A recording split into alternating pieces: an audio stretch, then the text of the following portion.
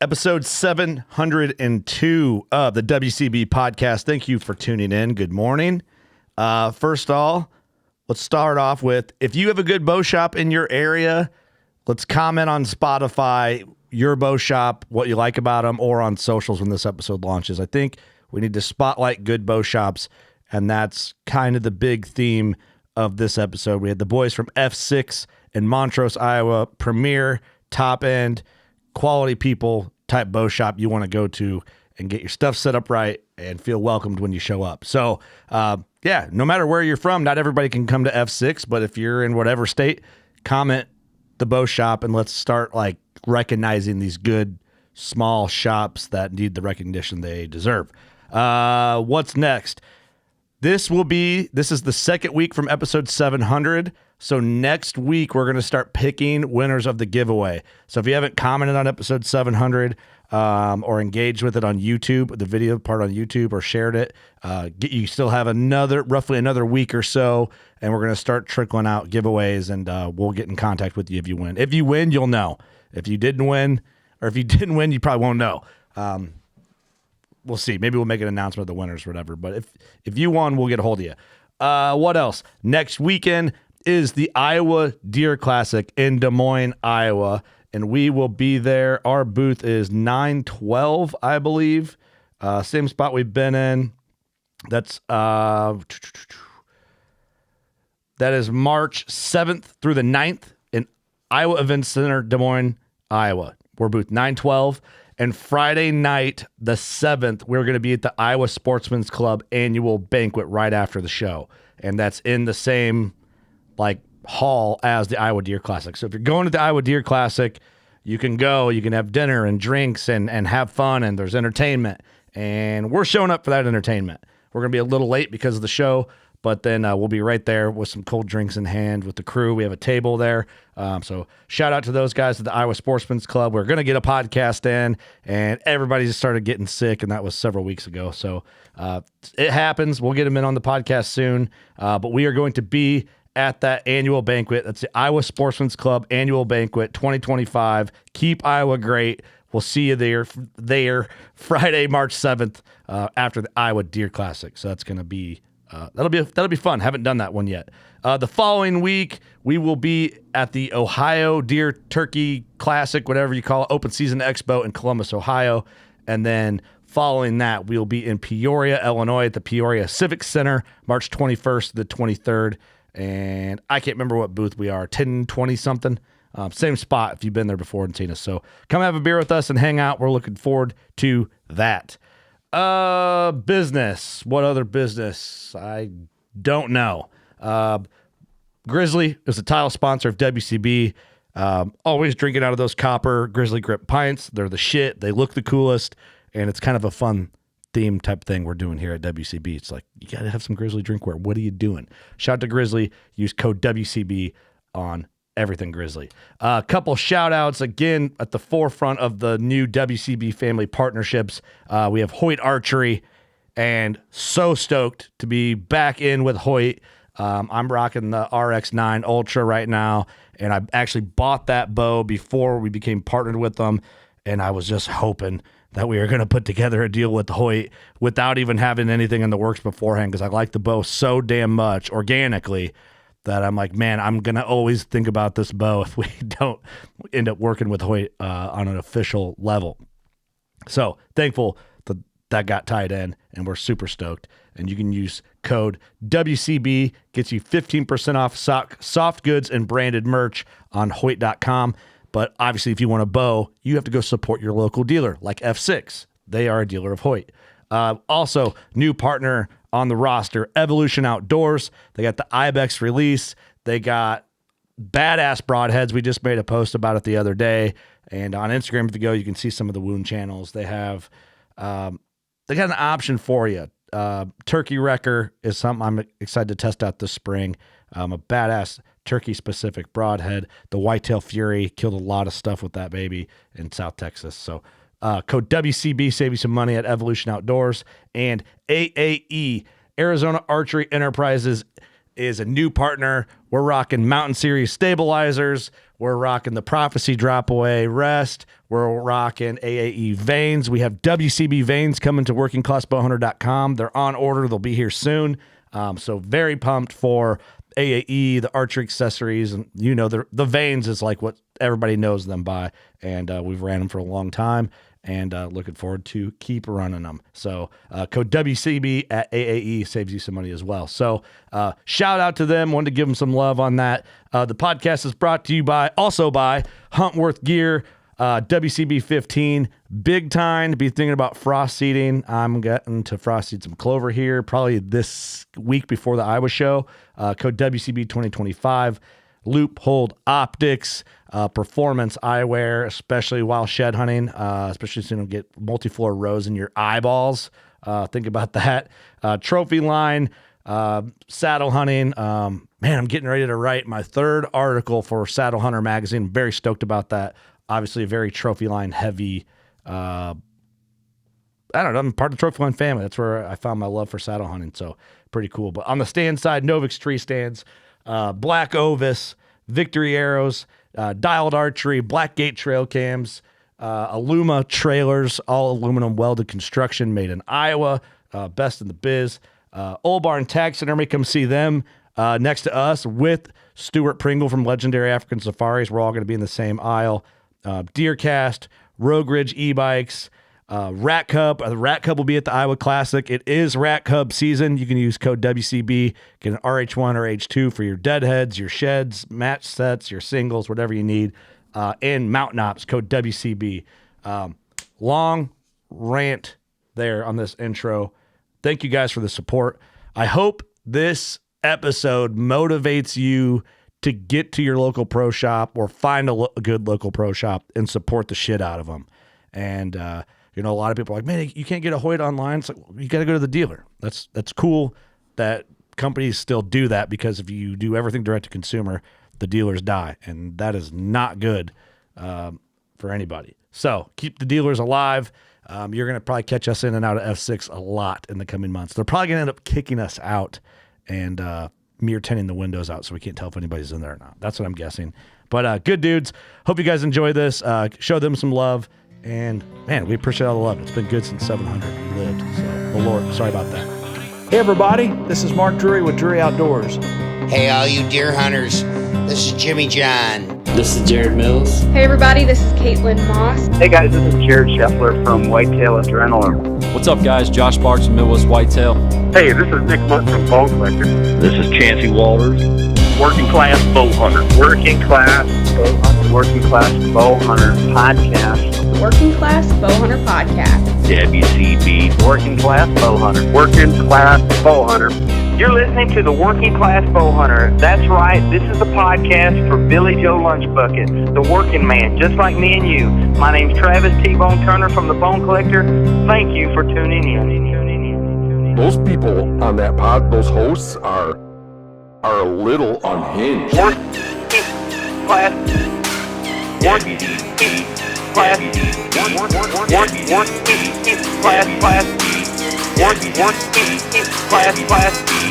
Working Class Bow Hunter. You're listening to my buddies on Working Class Bow Hunter. Best motherfucking podcast on the planet. WCB Pod, we think it's episode 702. Maybe. We think. If we survive 700, that is the main question. Kurt Geyer speaking. Eric Hammond. Doug Schmidt. Austin Chandler. Snortweeze is in here. We got to get to Snortweeze. Hey. Okay. Nice. Our two guests of the hour. Jamie Fuller. Thanks for being here, brother. Yeah. Wyatt Ross. Thanks for being here as well. You bet. Thanks for coming, boys. Yeah, thanks for coming. Appreciate you guys. Best bow shop in the world. That's what people have been saying. Well, I mean, we've heard it. Okay. Well, you heard it right now. Yeah, from you. That's That's the first time there. All you need to do is hear it once. F6 and Montrose. Montrose. Yes. Okay, I always mess that up because I'm not really from there. Right. Yeah, But I've been there. Me neither, but there's like three pronunciations. There's Montrose with a hard T, and then you got Montrose, and there's this whole... What's the You're correct from way? there, though. Say Montrose. Montrose. Yep. Montrose. Montrose. Montrose. Yep. Montrose, Iowa. Yep. F6 Outdoors. Yeah. Correct. I got That's a the little, spot. I got a little bar there, if I remember right. Sandbar. Yeah, the There sandbar. you go. Yeah. I heard the wings are good there. Wings are bomb.com. You think they're Could have better a- than the Depot in New Windsor? Could have a battle. Yeah, it'd be great. Okay, that's good though. Battle of the bars. No, that's good. Yeah. Because we just wined and dined you at the Depot, and you guys were talking up the wings, It's and you guys, very and good. right away Jamie's like, "Good wings." I'm like, "Okay, we're not crazy." Yeah, a little different sauce choices, and maybe we're gonna have to take that up with the sandbar. Sauce. There you go. The cattleman sauce. Cattleman sauce. Pretty awesome. It's a hidden secret. Well, we got to keep our people taken care of in New Windsor and Montrose. You know, good sure. people on both ends. The best people is what I've heard. I heard Trump say that. Yeah. Yep. You know, Really good people. The best. Really, the best people. Beautiful people. best people. The best people. I heard less Best bow shop. deportations out of both towns, even if they are illegal, because they're such good people. Yeah, 100%. Yeah, ton of illegals in New Windsor. Yeah. But they're gonna let them stay. They're pardoned. The Biden administration actually pardoned all of them. So, Okay. Oh yeah, they're fine. so yeah, fine. they're good. You know? Pretty much family. They're just citizens now, is what they are. So, no, hey, I appreciate you guys coming in. This is an episode I feel like that's been the build up for a long while. Yeah. And I feel like people think we're full of shit when we talk about like we've been working on this episode. Like the last one we did was like a 2-year or more process of like scheduling, and I think people think we're full of shit, especially when we're like, man, it's gonna be a while before we can get you in. We got is it mine? Oh, might be my phone. Sorry, Scotty. Get her on airplane. Scotty hasn't been here. Scotty doesn't know what. Thank you for that. Yeah, the whole airplane Well, thing. You're it's taking funny. down I Boeing had bombs. a memory pop up. It was a year ago that we were in West Point after the South Africa thing. Yep. Yeah. And that's Yeah. where me and you sit and talk for like an hour just about random crap.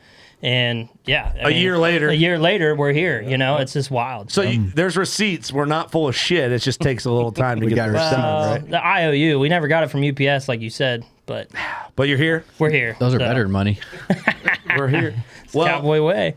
So we've known about you guys being a premier bow shop for a long time. I've heard a lot about you guys for a long time. And really it's just a matter of time before we all crossed paths, I think, you know, and then it did. You know, I think Austin and Ross had talked you guys up as a shop for a long time. Yeah, Ross had been going down there for a little while. He's like, man, you got to come down and check out this bow shop. It's crazy, and it's not far from home. And you guys had a shop in another location prior to this, and I just remember the arrow selection being insane. That's been a long time ago. Anyways, you guys moved to your new shop now, but what a setup. Yeah, the old Yeah. shop. I used to swing by there quite a bit when I was hunting down there. Yeah, in Salem there. Salem location? Yep. Wasn't too far away. We'd swing in there, you know, doing a morning, afternoon hunt, need a little, kill some time in the afternoon, mid-morning. I mean, heard a lot for a long time. Was able to swing through last year during our South African hunt clinic. And obviously, I mean, it's impressive. There's a lot of great bow shops, but the ones that go the extra mile, it's a clear standout. And that's why when we became free agents in the bow game, which we're no longer now, and we feel really good about the decision and the deal we could put together. But before that, we came down to the shop and just shot a bunch of bows at F6. Yeah, absolutely. And you're going to be our guy that's like, no, legitimately. I mean, I'll let you just talk now because it don't mean nothing coming from me. Kurt and Jordan came down and very open-minded, wanted to shoot a bunch of bows. And I think we set up probably, 9 bows? Dude, you set up a lot of bows. Like, I was feeling guilty. Yeah, no, that's what we do at the shop. I mean, Everybody. that's exactly what we do. I don't care if you're spending $200 or $2,000. The bow has got to fit you. So that was important for me to make sure that you were shooting all 9 bows and all of them fit you the same. It's even Stevens, and obviously you picked the winner. Yeah. I picked the Hoyt RX9 Ultra, and I liked a lot of the other bows, though, too. I don't think there was a bow that I disliked out of all of them. And like the saying of nobody makes a bad bow is true. So true. It's so 100%. fucking true. And it's all what you really want out of a bow. And, you know, if you've never shot a bow, it might take you a little while to learn what you want in one. But if you've shot a bow for as long as we have, you kind of know, you can kind of look at the stats of a bow and you're like, I'd probably like that one over that one, but let's shoot them. And I did shoot long and short and everything in between. And I ended up liking that bow a lot. And I liked a lot of the other bows too, right behind it. Oh, yeah. And I mean, you came in very non-biased too. I mean, you really wanted to shoot everything. And I mean, what was the other bows that you shot? I shot PSE, all the Hoyts. I shot some Matthews. I shot Bowtech. I shot a Darton. we at ATA, we shot all the bears, we shot all the expeditions, we shot all the Dartons. We shot, did I say PSC already? Yep. We shot a, what was the crossbow we shot? Excalibur Twin Strike. Yeah, it was a, yeah. So we did it. Excalibur. We did it to throw in the montage of show, and we did that as a wild card to make people laugh. And Jordan double punched the record button. It's the only time Jordan ever does. I was really hoping to see that on the teaser. I know. I was hoping it was going to be in the teaser, but honest to God, I picked that bow, purchased the bow. Yep. 100%. And just to be a dick, we blurted out on the video to be funny, which is great. It's funny. Oh yeah.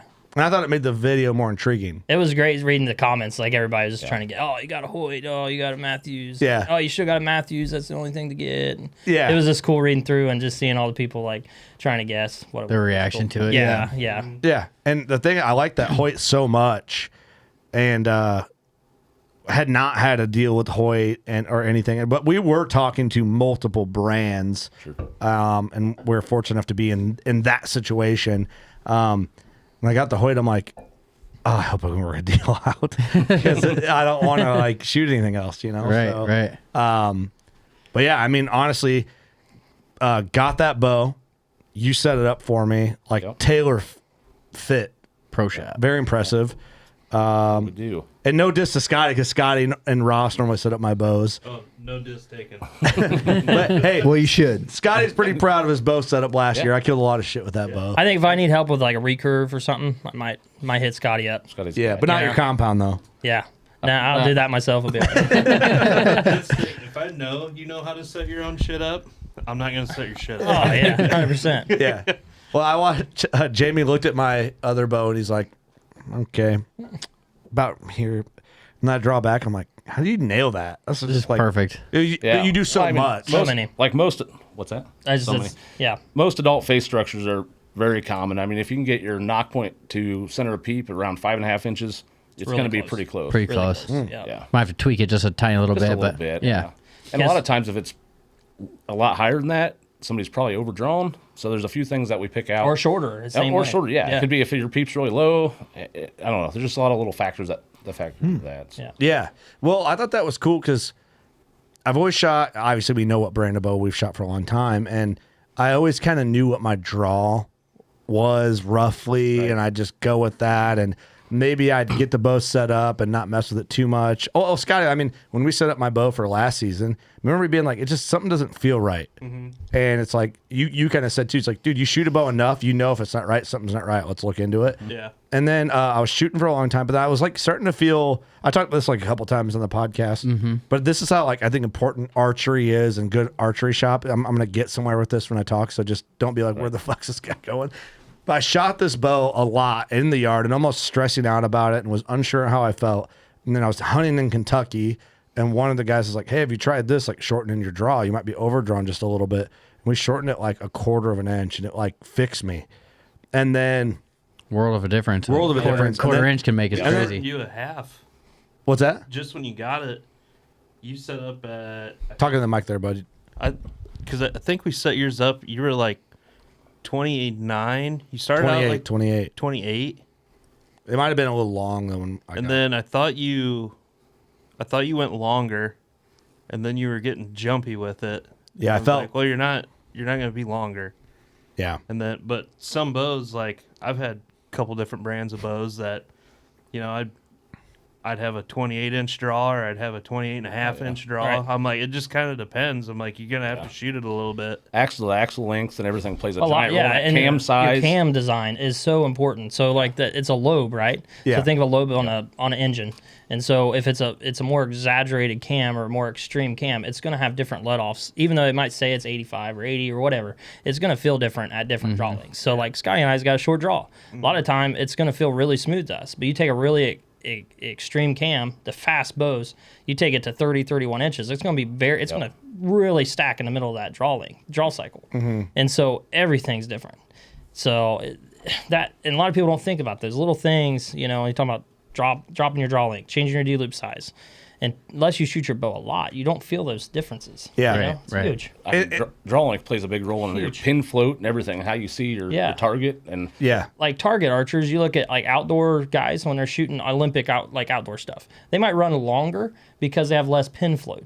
You know, their misses because they're pulled back into it so hard, right? And they've got a target they're trying to hit. And then you go to like world archery world archery stuff. They're trying to shoot a penny size X at 20 yards. You know, it's this really tiny target. So they're going to shorten up their draw length, they're going to make their draw length longer so their misses are not as big. And then they go to Vegas and shoot like a Vegas 3-spot.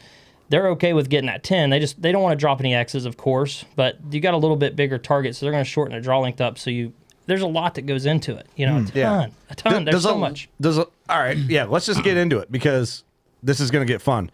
Well, I guess where I'm at, we did that. I felt good when all season was fine. Well, go in and shoot a new bow. Obviously, it's going to be different. Like what you guys are saying, different bow, different manufacturer, different cam. Yep. And I'll tell you, you guys have me set up feeling fucking nice because I took that bow in 2 weeks and just stacked bodies in South Texas and was feeling good.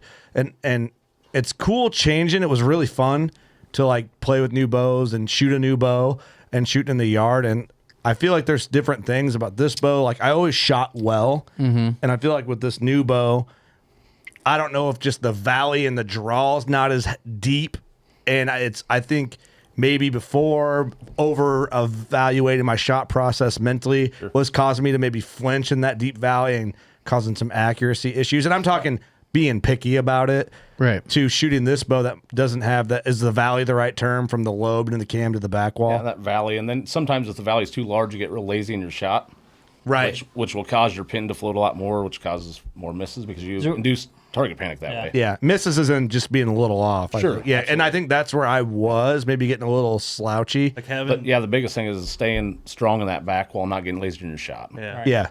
That's we try to push, that lower let off setting. When you're shooting a lot, shoot that 80%, shoot that 75%. That's what Hoyt, PSE, some of these bow models where you can just switch on the fly. Don't worry about where your arrows are hitting. Work on that back wall. Work on that shot execution. Work on pulling through your back wall. Which we'll get into that, but it's 100% right. That's you get lazy and then you slack off. Take those cams out of time just like quick. Yeah. Because you don't realize how much you're relaxing. That 90% let off. Yeah, it's awesome to be able to draw back and not get tired and fatigued on the bow back. But if you shot your bow a lot, you probably wouldn't have that issue, Mm-hmm. Yeah, totally. Yeah, and getting lazy in your shot too can change your rest timing too, which can cause contact issues. You 100%. can't get good paper tears. I mean, there's so much going on. So many factors. So much going on. Dude, I'm not gonna lie, shooting that bow in front of you too, I was like, anytime you shoot a bow in front, it's like gutting a deer in front of somebody. Yeah, for sure. You're like, this dude's judging the fuck out of me. So, hey, listen. So, I wasn't there that day, but I talked to Jamie afterwards. He said, you know what? Kurt has really good shot execution for just being an idiot. Just being a I told him that when he left. Celebrity so hunter. His exact words. Yeah, your head's getting a little big, bud. Calm down. It makes me feel a little self-conscious that I got brought up right when you walked in. It's like, this guy's dumb. Yeah. But no, just you shot a hinge, and you work on that and you shot it right and shot it correctly, and just that quick little snippet of you shooting the bow, and I was like, yeah, he's got great shot execution. Oh, well, thank you. Yeah, thank you. But there's some things we probably could work on, but we won't mention that. Hey, listen. Always room for improvement. Hey, you're good, but not that good. Listen, I'll be back, baby. Let's do this. It actually sounds shittier with the thing up there. Yeah. I mean, hey, you want to see some shit? I'm just kidding.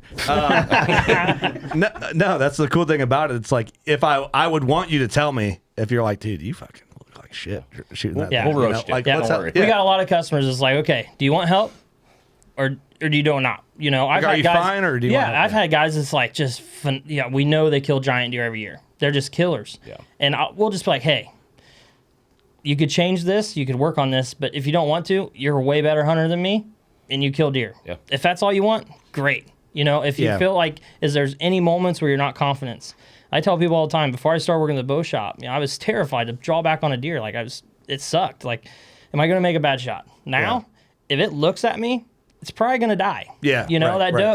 Doe talks something, says a word, she's dead. and I don't think about it. That's a cool level of confidence. It's awesome. And I think it's a difference in guys that are shooting lots of animals. Like, I've always been the guy to say, shoot a lot of does. 100%. Like, we talked about it on your episode and a bunch of them, Austin. Like, the ring rust thing and like the blackout moment is like be prepared in shooting your bow a ton. Now, I'm sure there's a lot of guys that are target archers that shoot their bow every day a shit ton, way more than us, and then can't keep it together when it comes to a deer. We have that. I'm sure that exists. We do. We have that. One thing we got to watch too in the shop, we don't know what everybody's level is because I don't know everybody on a personal level that comes in the shop. So like, whereas I think this is not good at 20, that person might be like blown away and excited about the group. You know, so you got to really be careful on how you use your verbiage. You got the old school guys like, oh, I hit a pipe plate at 20 yards. I'm golden. Cool. If you're confident with that, roll with it. Yeah, you know? right. Yeah, you know your ability at hunting and yeah. I mean, I'll tell you this. I know I'm not gonna like say him by name because obviously it's not a flattering thing. But honestly, I should probably just say him by name because of just what I know. But you know, some big giant buck killers that I was like, man, these dudes got to be good. And I went and seen their bow setups, and I'm like, what the fuck? we've seen it. Yeah, we've like, seen it. Like, and they're like, we're shooting bag targets at the shoot with one of them. Remember what I'm talking about? Yep. And he didn't even like know you had to look through your peep. I'm like, how are you killing stuff? Like, you need peeps? Peeps, multiple. You know what I'm saying? It's like, you know what I'm talking about? Yeah. It's like, how have you gotten by for this long? Still blows my mind. Like, couldn't hit 20-yard targets at our shoot, but are known in the industry as buck killers. Yeah. What? Well, I mean, we do sell crossbows at F6 Outdoors. We do. We're gonna get into some not against them deep conspiracy theories that are gonna stir people up who could get there. Kurt bought one. What? But yeah, whatever brand it was. That's why Jordan didn't show it in the video. But yeah, like I'm sure. I don't know where we're going with that, but yeah, I guess it's like what level do you want to be at and where your confidence is. Like when I practice, and I'm sure everybody else here is like, when you practice, do you think about shooting at a live animal every time you shoot something? No. Oh, I do. Oh, really? Yeah. Mm-mm. Like I don't. No, I'm the opposite. So I aim at a deer like I aim at a Vegas spot, or I'm aiming at a 3D target. Yep. Dude, am I fucked up? I'm thinking about death all the time. That's a problem for me. That's a concern. It's a good way to practice, though. If you're thinking about it every shot, it makes you. I think about killing something every time I shoot my bow. Puts you in the right mindset. It's good. I'm not. I think either way is great. You know, I visualize like my buck this year, 15 yards. It draw back. All I seen was 12 ring where I wanted that arrow to go. I looked where I wanted to go. I started my shot execution, and then all of a sudden my bow went off. Boom. You know. You're not looking at your pin and putting it on the deer. You're looking through your pin. Yes. At the spot you want to shoot them at. Right. That's what I mean. Yeah. Everyone does something a little bit different. If it works, it works. You know what I think when I'm shooting? I was like, if I miss this dot, I'm gay. Yeah, don't miss, dude. Don't miss. My whole family dies. Don't step on the crack. That what you're thinking? Yeah, I always think the worst thing possible if I miss this. Hey, listen. Whatever works for you, man. Yeah. And that's the big thing is being open, and people coming to our shop, we're going to have openness to it, Yeah. That's what makes a good shop. Jamie's history, just humble beginnings, growing up, bow hunting, getting into hunting industry with family. Same thing with me. I didn't really get into it heavy until college, and then archery when I found a shop that was like welcoming and brought me in, and then I started working for Jamie and hanging out with him and being as a fun gig and just learned a ton from all the staff shooters that we have there and people that just are open arms. And that's what's cool about our shop too is we got so many guys that have a lot more tenure than we do.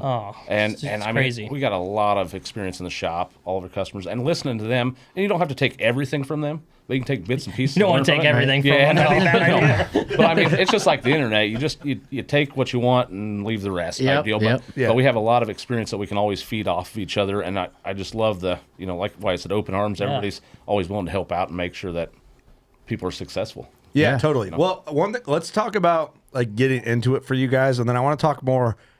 I want to talk archery, super specific stuff, setting up what you should think about, why a good shop's important. Because I want to, right now coming in, most people are in the off season now. I want to get a lot of people thinking about, okay, if you're in the market for a new bow, tax returns, where to go? Tax returns. There you go. Okay, I see what you're doing here. But favorite time. I want to get nerdy a little bit. Yeah, and I want out. And almost to the point where I don't know how to ask questions because we're beyond what I know. Like that's where I want to get. But I want to talk about like how the hell did you end up like running a bow shop? Like, how did that all? Did you ever think it was going to happen? Did it even cross your mind? Yeah. So I've been super obsessed with hunting since I was like 5 years old. Squirrel hunting every opening morning with my dad. And then I was around, I think I was 14 years old. I was at Walmart and I was getting, seeing if my gun had come in. I ordered a special order gun. And Kent, who builds the strings of the shop, this is really weird, but his ex-wife was super good friends with my mom. And he had snuck up behind me. He's like, "What are you doing here?" I'm like, "Well, I'm waiting for my gun." He said, "You don't want one of them stupid things. You want a bow." And I'm like, "Well, I guess I've never thought about that." So he said, "If your gun's not in, you're coming with me to buy a bow." So that's kind of where that started. The gun didn't come in. Keep going on that story. What's that? Where you go to get your bow? So I go over to Pontusic, Illinois, and pick up my bow from a guy named Kevin Cranberg, who also helps me in the shop. So now it's been full circle, okay? The funny part about this whole deal was I was going to college, community college, SCC, and I was always doodling about bows and writing down specs because I was just so obsessed with this. And I stopped going to school and left my backpack in the garage. I'd sneak off, go squirrel hunting every day. My dad's like, "How's school going?" I said, "It's great." He's like, "Well, that's weird. How you going to school with no books and stuff?" And I said, "Okay." And he's like, "You got to stop focusing on all these stupid bows and arrows because you'll never in your whole life make a living out of it and raise a family." Ooh. So here we are. I love that. The best stories, dude. Yeah. High school dropouts and dudes who dropped out of any school and that's the best stories, man. Yeah. So that's kind of where it began. And I absolutely sucked for like 4 years of bow hunting. Killed my first deer, luckily, and had no idea what I was doing. Killed like 150-inch 12-pointer. And then started figuring some things out. And didn't kill another good buck for a lot of years because I like shooting 120 inches, apparently. Hey, that's all right, dude. Yeah. I'm with you. So your friend at Walmart said, "Buy a bow," and that's how this all started. Pretty much, yeah. Well, it all comes full circle again. He was working at Walmart. Yeah, I was working at a Walmart distribution center. And that Walmart? What's that? The same Walmart? No, well, the same. The warehouse. It was a warehouse distribution center in Mount Pleasant. And I ran into some maintenance guys, and the one dude had a Ted Nugent sticker on his toolbox. And I was like, he must love hunting. Ted Nugent's here. He wants to meet the Nuge. So I was like, "Hey, you guys bow hunt?" And started talking to him, made friends with him. And they said, "Man, if we ever open a bow shop, we're going to hire you to run it." And I was like, "All right, cool. Whatever." Sick. Well, got freaking fired from Walmart because I was a punk kid, liked partying too much. Didn't probably do too much work like I should have. And so anyways. It was Walmart. Yeah. So like, did you meet your wife at Walmart too? I did not. That was at the fun. They made a movie about that. Yeah. So then like 2 years later, I'm at the gypsum plant, tarping sheetrock and working. I get this phone call from this random number, and it's Mike from Walmart. He's a maintenance guy. He's like, "Hey, man, you going to come work for me at my bow shop?" And I'm like, what are you talking about? What bow shop? He's like, "Well, I'm building one right now." I'm like, "All right, sweet. Yeah, I'll be there in 2 weeks." So I went and checked him out or whatever, and I helped him put an insulation in the place and the whole 9 yards. I worked for him for 6.5 years and then took over ownership in 2019 with my wife and then moved 2 years ago down to where we're at now. So great story. Pretty awesome story, yeah. God bless Walmart. Yeah, love Walmart, man. Changing lives out here in the Midwest. True That's American awesome. dream. It's a good story. It's all about being in the right place, right time, and 100%. being good people. Yes. That's everything. I mean, you take that advice, anything in life, you're winning. Yeah. It's just, yeah. When he said he was going to open a bow shop, did you think he'd ever do it? No, not at all. I had no clue. It was 2 years later, and it's like some random phone call. I'm like, "What are you talking about, a bow shop?" And Jamie's cool. being super humble. He's always humble. And so when I first moved to Iowa, it was 2017, and I had a friend. He's like, "Yeah, there's a really good bow shop. You got to go check it out." And so I went down there, and I was probably he probably hated me because I was at Facebook trading in college. I was like different bow every other week. Like Scotty. No, not eBay, Yeah. but like the Facebook buy still sell does trade was mad, like crazy in the late, 15, 16. It was awesome. Yeah. Now you can't trust anybody, but Yeah. I mean, I acted like I knew what I was talking about, but I had no idea. And Jamie ran that shop by himself and sold a lot of bows out of there and built a relationship with people. Didn't matter how busy we was. They always had people in line, and he would still work with the same person every time. I mean, that old shop, you were there, people were there. I mean, it was a great little shop. Yeah. But the workbench was no bigger than the table. I mean, this table that we're sitting at's bigger than the table that we sold 500 bows off of. It was more of a warehouse feel too. It was. Mike was money miser. He loved quantity of everything. I don't care what it was. We have 50 arrows, 52-foot semi-trailer backed up. backs up, and we have Guaranteed. the whole thing full of arrows from Gold Tip. I mean, I think he bought enough of them. He probably won the side-by-side on purpose from them that year. You know what I mean? I always remember you guys being like the largest Gold Tip. Oh yeah, that was a lot of blims. Yeah, a lot of blemish. And then the amount of eBay arrows was insane. Just insane. If you own all the blemish arrows, you can price them wherever you want to price them at. But we started That's the big supply and demand, baby. Only dog in town. And then, supply and demand, baby.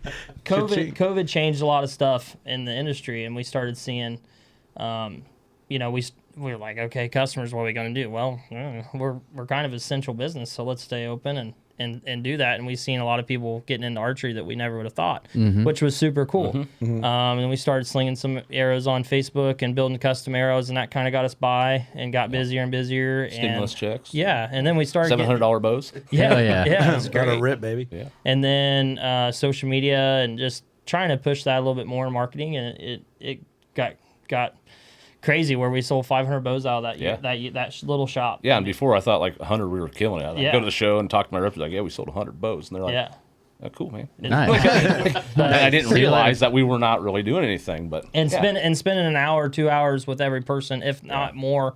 And there'd be days where it'd be by ourselves 5-6 bows on a Saturday or Thursday night or something. It was just wild, and trying to make sure everybody had the same experience out of that little shop. And then we moved to the new shop, and it was just it's a complete different world in that shop. It's so beautiful, and the way it's designed and laid out. We want everybody to have that feeling where you're working with the bow tech and you're working with each person personally.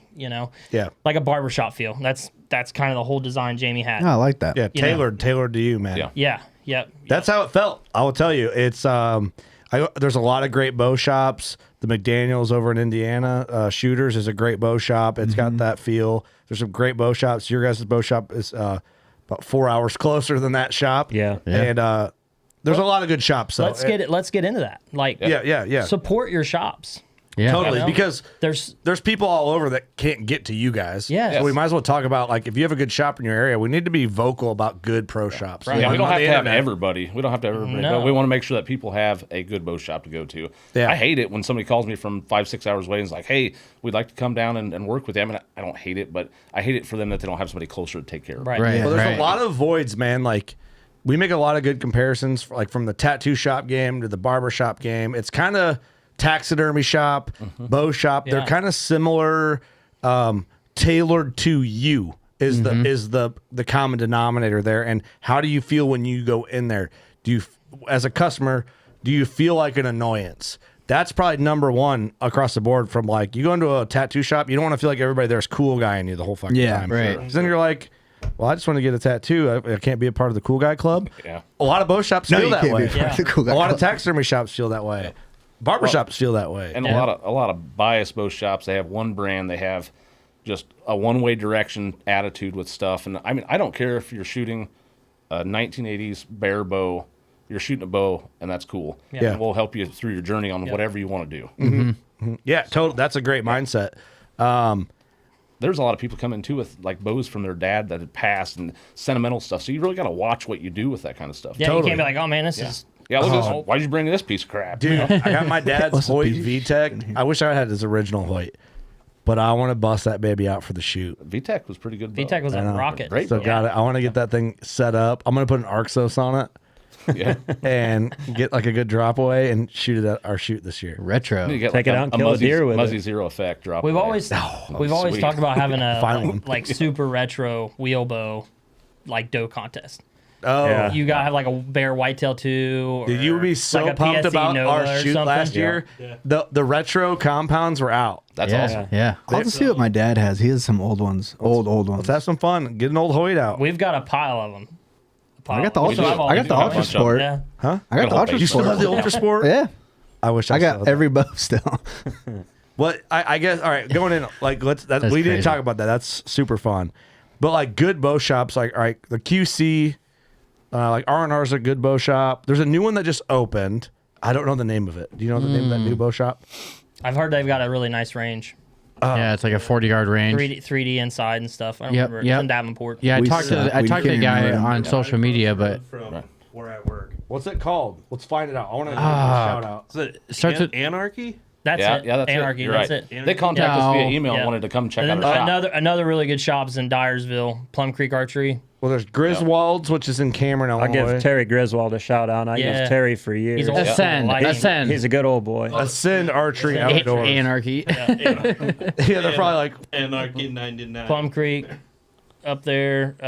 Archery Field and Sports out of Des Moines.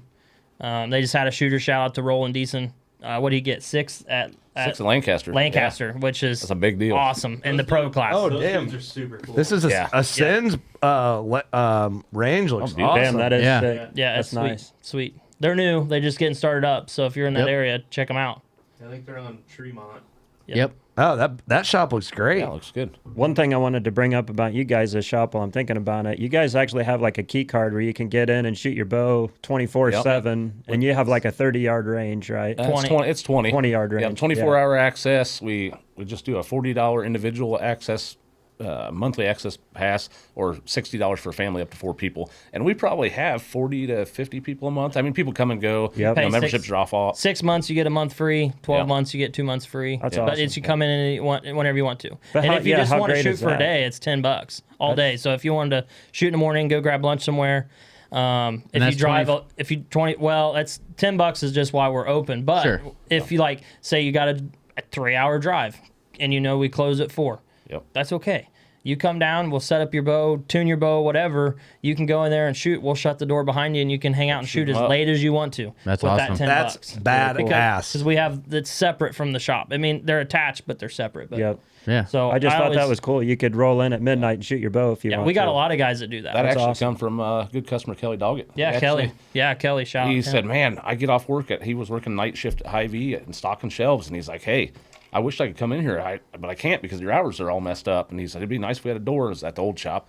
And that's kind of what gave me the idea of like we gotta have that. Yeah. That's so cool. That is How many awesome. bow shops are doing that? Have you heard of it anywhere else? I haven't heard of very many. I was at ATA show last year, and we were talking about, it was a budgeting, like kind of marketing, seminar that they were talking about. And I brought it up there that it's been really great for us. And there was nobody in the room doing it. I mean, they were all asking questions. How do we do it? I was like, it's super simple. There was only one I've ever heard of. Remember Poppy Luna from the Bone Shed? He worked for a bow shop in Champaign called Momentum.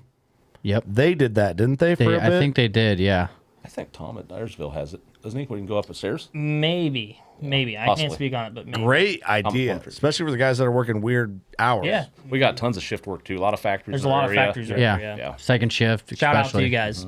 Yeah. Yeah. Thanks for doing that. Yeah, good on you guys though too for like accommodating. Yeah. 'Cause it's a badass setup, dude. The whole thing is impressive. I just remember being like, dude, when I went in last year for the first time during the clinic, we just swung in there randomly to go check it out, and I'm like, the place is packed. Yeah. Like it was.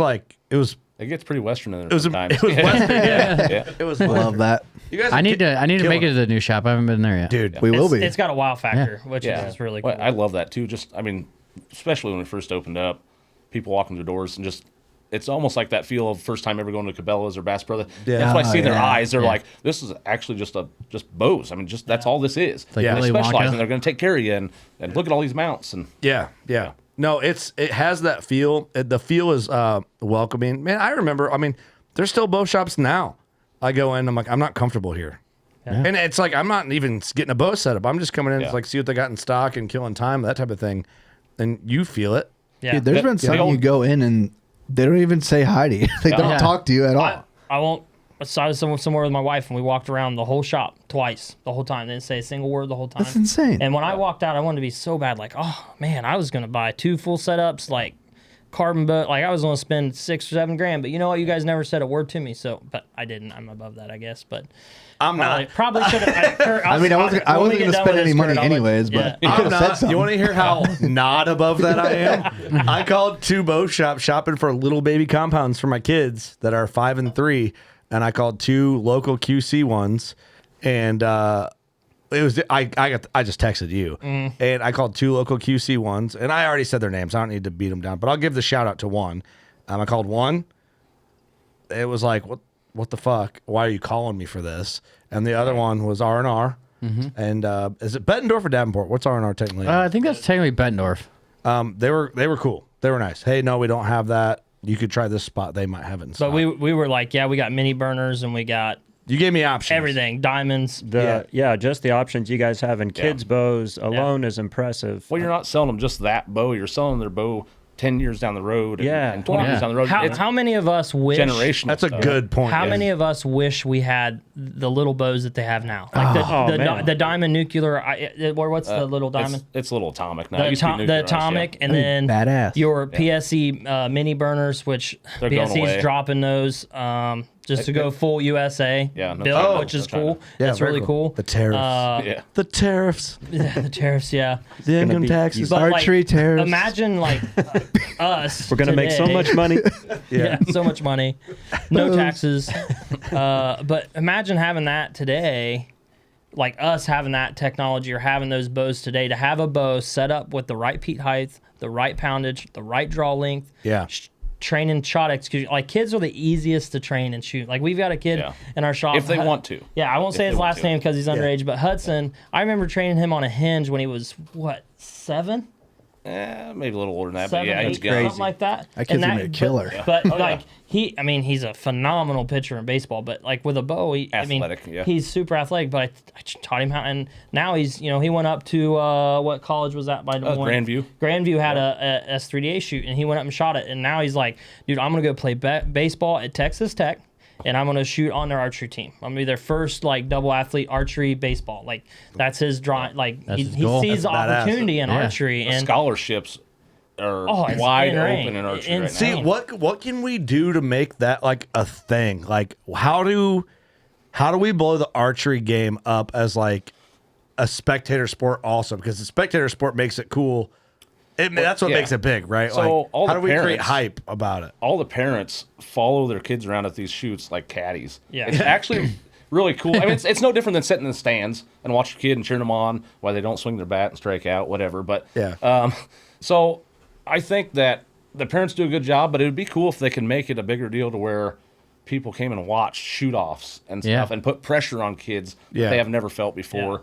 And subject them to that. I think it would go a long way. But there's a lot of opportunities. Like, if you guys have questions, reach out to us. But S3DA, ASA. Illinois has a great S3DA program. If you don't know what S3DA is, it's a spinoff of ASA. It's huge down south. Scholastic but like, archery, it's huge, and it's just getting in Iowa. There's a couple clubs, but there's usually clubs around. Crooked Creek has one in Macomb, and look in that. Find your local club and get your kids into that.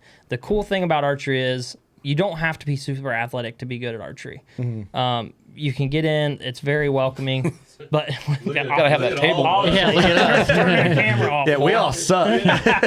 But you get a kid into that and take them shooting and get them into it. It's really cool. And then like right now, we have friends and customers that have their kids shooting archery, and they literally are getting scholarships, offers, stuff like a D1 athlete that would be going full rides. No, I mean really. Jonathan's now they're not your like D1 schools and stuff. It better an anime club. It's lay off. It's an education, and so like I mean, I would take a scholarship.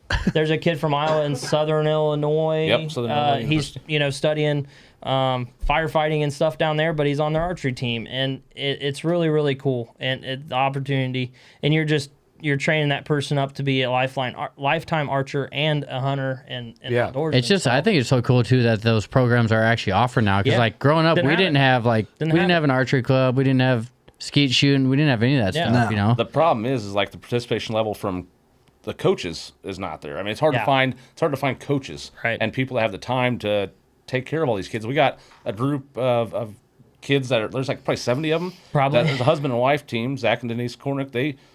They run that club, and I know they have some help from some of the parents. They do an awesome job. They have the participation level is insane. They take them all over the place and run them around just like you'd have travel ball for anything else. Yeah. But yeah, and I think it helps a lot with like the social aspect because a lot of these kids anymore are busy in their phones, technology. Oh yeah, it gets them out there and face to face with people and having to talk. So. Another cool thing, S3DA, they take off all of hunting season. They're not allowed to have practices, not allowed to have shoots. It's driven to get the kids out in the fields. That is badass. That is awesome. Yeah. See, all right, here, hot take, controversial take. Oh shit! I'm gonna create interest in archery right now. Let's hear it. Jordan, you might want to perk your ears up out there a little, buddy. Sports betting on archery. Yeah. Oh boy, that would be legit. Let's spice it up. Now we're talking. You want to watch archery? Let's put $100 bill on the line. Well, little here we Jimmy's go. gonna hit all Gotta the be careful. X's. So how That's how many? you How many? game with that real quick. How many of you guys have actually watched like a target shoot off? I'll tell you this. Hear me out. Yep. I enjoyed. This is something I wanted to get to, and I'm glad that you like hit me with that exactly because I would watch the Vegas shoot.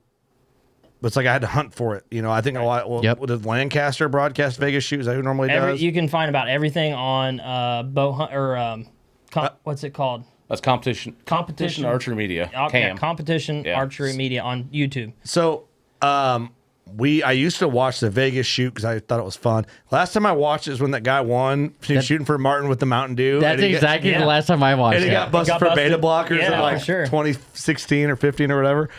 I think it's really cool to watch. Yeah. It's how it's broadcast is what pulls you in. I'll watch clips of the Olympics. Right. But half the time I'm like, it's a bunch of. Have you watched Lancaster Frenchmen. at all? Lancaster shoot-up's awesome. Lancaster's awesome to watch. They put you on a big platform and shoot off with one person. Yeah, I wish. All right, maybe they're doing a great job of promoting it, but I don't. It doesn't come across my my tray. They're doing better. They're doing better. But I challenge all the listeners, I challenge you guys to get on and watch Lancaster shoot downs, the bow hunter class, the open class, the women's class, all the classes. It's really awesome. They start off like bottom up. So shooter 8, like seed 8 will shoot against 7. Winner of that will go on against 6, Oh, cool. all the way up at Lancaster, which is really cool. But you also got stuff going like Bodie Turner. He shot, there's 26 ends that him and PSU shoot. Fullerton, from Denmark. They just went 26 ends, so that's 3 arrows each end, and never missed an X until the 26th end. Yeah, that's Holy 26. smokes. Well, watching that stuff's very humbling. Right you might beside think you're each a other. good shot, and then you're watching them like, oh, I'm not that great. I'm a not shot. suck. See, That's all a lot of arrows Let me in a throw row. this at you. You guys deep in the archery game, like we're deep in shooting animals game. Like Right. that's what we're into. And I feel like it's an ADHD thing. It's like we're so hyper focused on one thing. That's where bow hunting. Yeah, you know. But I would love to like, does it need some hype game around it? Do we need to like? Is there like maybe we have a part of this? Do we need to like attach ourselves to a guy and like hype up this dude like? Oh yeah, our boys going out and we're doing this and like go watch and let's make some bets. Let's get some Jake Paul type hype around this boxing match for archery. Is that what it needs, or is that dangerous? I think it's just participation. Yeah, and I think that you need to really push the fact, like, well, just shoot your bow. You know, you need to get out and shoot your bow to become a better killer. There's a lot of people that are like, oh, I never shoot does, or I never shoot 3D because I'm just a hunter, you know. Well, how do you know how to shoot your bow if you don't shoot your bow? How many guys? How do you know how to kill? How many guys have we had come in the shop said I've been hunting the same deer for 3 years and that deer walks in front of them, they absolutely screw it up. Yeah, miss or because gut they haven't punch killed or a doe. something. They haven't killed anything. They haven't harvested. Yeah, you gotta anything. shoot animals. You gotta shoot. All right, let me in the archery game. Who's like the most decorated archer that you guys know about right now? Decorated as in like, you know what I'm saying? Like Probably Levi Morgan. Probably Levi Morgan. So is Levi, and not this is not a direct comparison, but like you know how Conor McGregor came in and like real like UFC was big. He just lit UFC up. Like he's a mainstream athlete now. He's been doing it for a long time, but he's also had competitors. Yeah, Levi's more like Tiger Woods in the 3D world. Yeah. Like Yeah. he ran the table for a while, and now he's getting like some guys competitions coming in and really challenging. But I would compare him more to that type of style. I mean, he's been huge influential on not just target archery, but even on hunting. You know? Who's behind Levi Morgan? Like right behind him, if you had to throw some names. Him and Dan McCarthy are Dan back McCarthy and would forth. be Dan behind McCarthy is a long and then, time name. And then Yes. Bodie Turner. I mean, on the indoor scene, that kid can pound. Ice cold, man. I Ice mean, cold. but his dad's one of the best archery. You know, he owns Joel Turner, Joel Shot Turner IQ. Shot IQ. Oh yeah. Yeah, so like he's been trained like at an early age. I mean, a kid was shooting resistant releases and hinges, and I mean he's a machine. Yeah. And that's where you see these young kids. You get to our ages, our brains start battling us like target panic and just. There's a lot of other things to think about. You got life, Yeah. you got bills, you got Everything. other factors, stress, These marriage. kids, these kids, you know, we had a 16-year-old girl from Hawaii won Vegas 2 years ago, and she's just lighting them Linko? up. Yeah. Yeah. She just you got to become a machine to shoot that target archery stuff. Now we say all this stuff, But bow hunter classes are a blast. Yeah, yeah. And It's we a lot have of fun. we have our indoor leagues. Our bow hunters. I mean, You guys are shooting every weekend over there. Pretty we shoot much. every week, so we have Yeah. leagues. We should go shoot one time. Yeah, Vegas leagues are fun. yeah. Yeah, Come talk on. about it. Let's get people interested because there's a lot of people that I really do.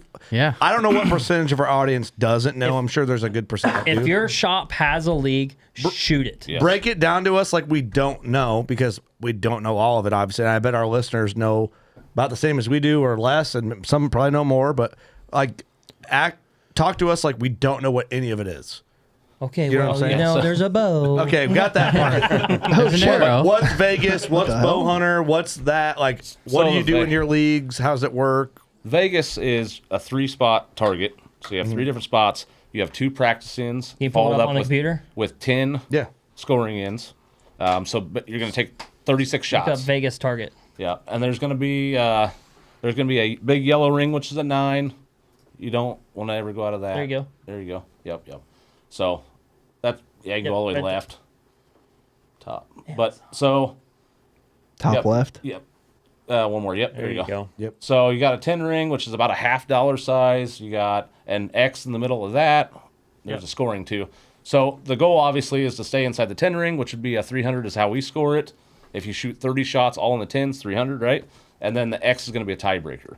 So 300, 30X. And it is a super tough mental game. People's like, oh, we have guys, no offense, sorry if you come in the shop and you're like, oh man, I can shoot that easy.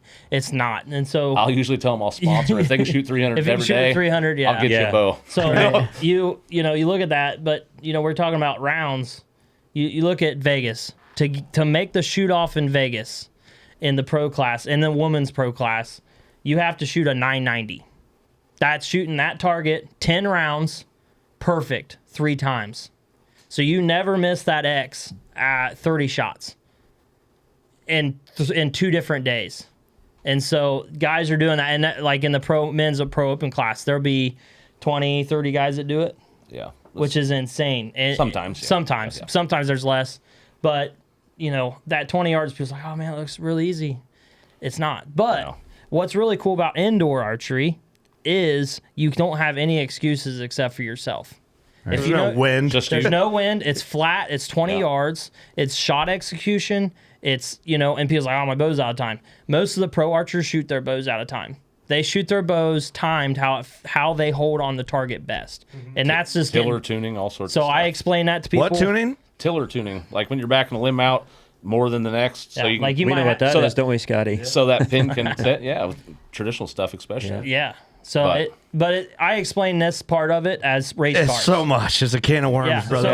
Like when I shot ASA, Talking to the mic, Come Scotty. on, Scotty. Guys, it's your Scotty first does day. it Your first. first Scotty podcast. does it Jeez. Yeah. You even know what tiller tuning is, you idiot? yeah. They wrote a song about this, guys. When I tuning? shot ASA, Scotty doesn't know. I shot a Chillax, Yeah. and I would always Chillax, run it, dude. the bottom cam, like an 1/8 inch, Yeah. out of time. Yep. You were going slow on the bottom. Yeah, Yeah. and it would just The pin set's a lot Sling different dart. too. Shut up! Stuff. perfect. What's this board? Scotty doesn't know. What's the doesn't know. purpose of tuning a bow slow on the bottom cam? What were you trying to achieve? Honestly, I don't know. Well, Shotgun. It changes the way that pin Was it sets out of time. tune to begin So with? it helps you hold Yes. better Yeah. on the Yes. target. And some, for everybody, it's different. I know Braden Guillotine, he was shooting a dart in this last year, and I was kind of listening to a lot of his stuff, and he was backing out his bottom limb opposed to his top. Well, I tried that, and I went aggressive. I was like, I'm going to take 2 turns out of this, and my pin was all over the place. That doesn't work, so I put 1 back in. That didn't work. Then I ended up going back up to the top. Took 2 out, didn't work, went to 1. I was like, holy crap, my pin sits like as perfect as it can. That's knowing your equipment right there. Yeah, Like, but I take- don't understand the fix it. Like, what's it doing? so It's just think your about- apex of think how about it's leverage. loaded up on that. Think about leverage. So like So- either tillerin does the same thing as like taking your cam out time. So like I had a reckoning I was shooting. I made my bottom cam slower, so when I hit my top cam, I had to keep pulling to get to my bottom cam, which would bring my bow up and help me hold in the center. That was leverage. Great explanation of that. Yeah. Okay. Yeah. Okay. Yeah. So think about That made more sense. Teeter totter. That leverage on your grip. So I shot a back Mind test blown. through What the ASA, fuck? and you get to your draw. That's heavy. And then you start pulling through it, and you could feel it like finally stop, and that was like kind of the indicator when I went off. Yeah. Well, there's kind of using it as a click and also steadying me out more. Using your bow out of time for the click so you can shoot better. Just for clicks, huh, Scott? Now, listen, That's guys. all you wanted, man. This is why archery's hard, guys. It's a deep rabbit hole. That it is a very deep rabbit hole. I'm gonna go throw darts. I mean, if you talk to pro darts, I bet you they would say the probably same some thing. same shit. They're Yeah. out of tune. My elbow. For bow, I release. for bow hunting and harvesting animals, you want your bow in time, and you want those cams exactly at the same out of times because you want that arrow to fly straight. perfect. Totally. Because if it's hitting that animal at any different angle, you're pulling so much energy out of that arrow, and so that's No, broadheads just suck. And expandable. It didn't open. It's just bad. Yeah, you paper know? doesn't have lungs. Yeah. So that's really you gotta be able to separate the two of them, and that's Yeah, let's something be very clear. I appreciate you breaking that down because there's probably bow hunting guys like, what? I gotta take my bow out of time. and we have a lot of bow hunter guys is like, I don't want to get in archery because I think it's stupid because of that, or I don't want to get into it. But that's why bow hunting classes exist. Yes, exactly. And so a perfect example of this Where are those guys? is ASA. So who has anybody ever shot ASA shooting here? Like actual ASA? No, sir. Okay. Nope. So ASA is a phenomenal 3D archer. There's IBO, there's ASA, but it's great. So Illinois has a state ASA. Iowa has a really strong ASA presence. A lot of them are in southeast Iowa, central Iowa, up in there. But they just created a bow hunter class. So for years they had a pins class. So you could only have fixed pins sights. Well, you couldn't have a dialed. For years we were like, guys, do you realize how many single pin sights we sell for bow hunters? And 90% of them. And we're cutting a lot of them out because they take their 20, 29, 30 inch axle bow, and they're going. If they wanted to shoot a single pin sight, they had to shoot against open class, which that's guys with long stabilizers, super, and magnification. Guys that are just pinch pounding the 12 ring, Yeah. And they're like, nobody does any. I don't care who you are. You do not compete to lose every time. You don't do never, it. ever. You don't. I don't want to suck. Yeah, I don't want to suck. Yeah. So they finally created a bow hunter class. It's a known 45. So ASA is there is unknown. So if you like shooting unknown stuff, sign up for unknown. There's a class that fits everybody. Cool. Yeah. But a lot of them are known.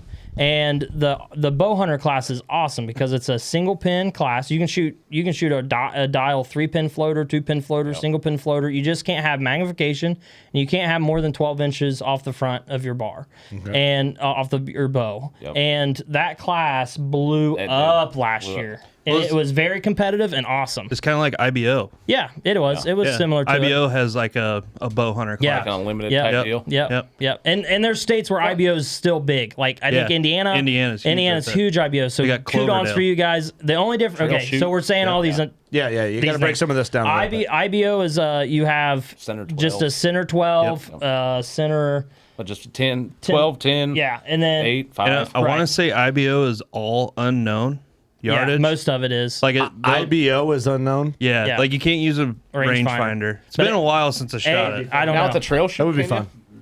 I'm not sure. I've never been to it. The last time I competed was. Don't hold it above our hands. You might not be able to use rangefinders. I mean, I was. But ASA episode you can. 300 something. Did you win? When no, but I have placed second before. That's pretty good. Big deal. Yeah. Big deal. That is big but deal. ASA, I shot big nuts. Yeah, big nuts over there. It was an unknown. It was like an open class. Yeah, I can't remember it. Yeah, there's a lot of unknown, and there's unnown. So, but I had the stabilizer. Yeah. Magnifier. I just picture us showing up and just getting our dicks stomped out. What'd you place? I feel like but how much fun would it be to bring a crew with like 5 or 10 buddies and have fun and have a competition in your group? Battle for a belt. Guess who cares? No one. Yeah, no one. No one gives a crap. It's all about camaraderie. Is there beer there? You have. I mean, afterwards usually. Always beers afterwards. But you have guys that are. You can even have pro guys shooting next to you on the same stake or the same target, and they're gonna they're going to be just as cool as You're us. out there on the same team, really. They don't care. Yeah, They my don't boy James, he was shooting on a stake with a known Lynn pro Hope. guy, senior pro, and man, he was just roasting him. And I was like, man, I cannot believe he has enough balls to roast this old man for the whole time. And they were back and forth bantering, so it's always been a kind of a cut up. They love it. That's cool. It's amazing, and the camaraderie with everybody is great. But like you were talking about the 145 guys.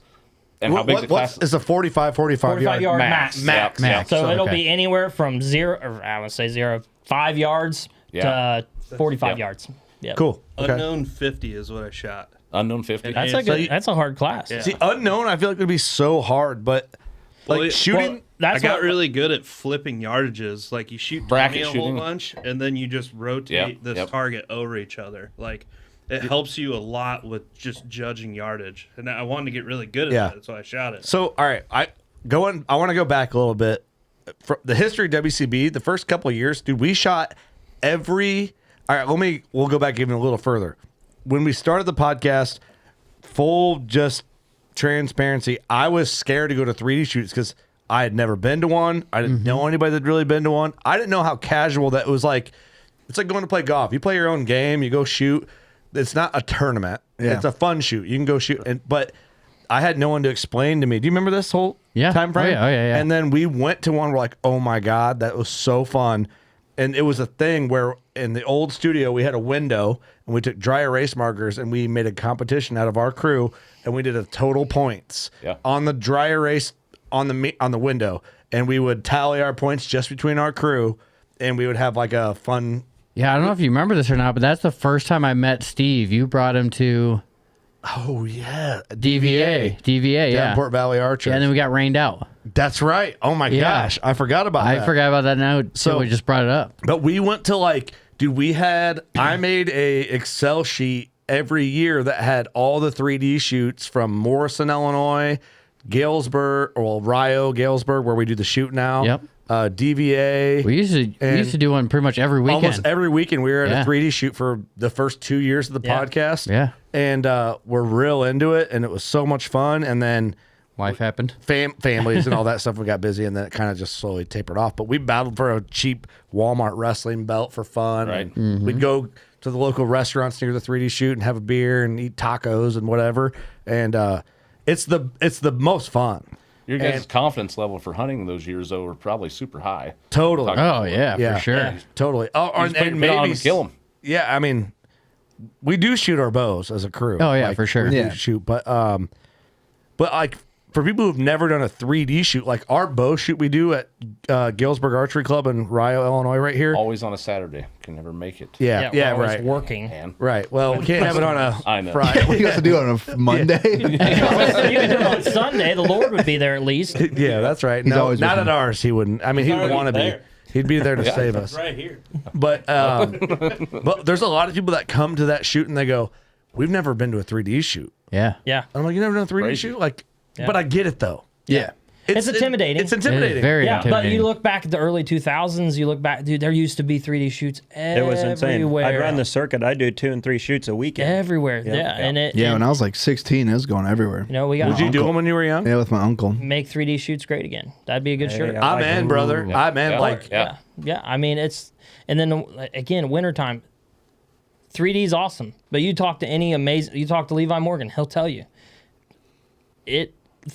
He hates indoor. Shooting paper sucks, but it makes you a better archer because you work execute on a better you shot. execute consistency. a shot. You know, Yeah. we like you come in, buy a bow from the shop. We're gonna work with you, and if you want help, buy a new release, whatever. We're gonna give you pointers on shot execution and how your grip, how you should hold your bow. We measure your draw length. We talked about draw length earlier. Yeah. We take, just for everybody listening, we take your wingspan divided by 2.5. That's where we start. Good starting point. That's a great starting point. If we feel like you're long or you're stoved up just because your shoulder widths or whatever, we'll lengthen you, change it.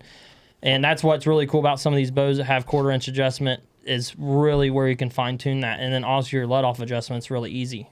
We also focus on the comfort level of the customer too. If we have somebody that's just like, man, I just do not feel right. Yeah. I felt better long, even though I think it looks too short, Yeah. too long, whatever. If the customer I wants just to be go long, with it, Yeah. Yeah. And then if they come back to me later, I'm like, man, I think I we am had long or I am short. And, let's Well, change we it. It's not a did big that deal. with new bow. Yeah. A little bit.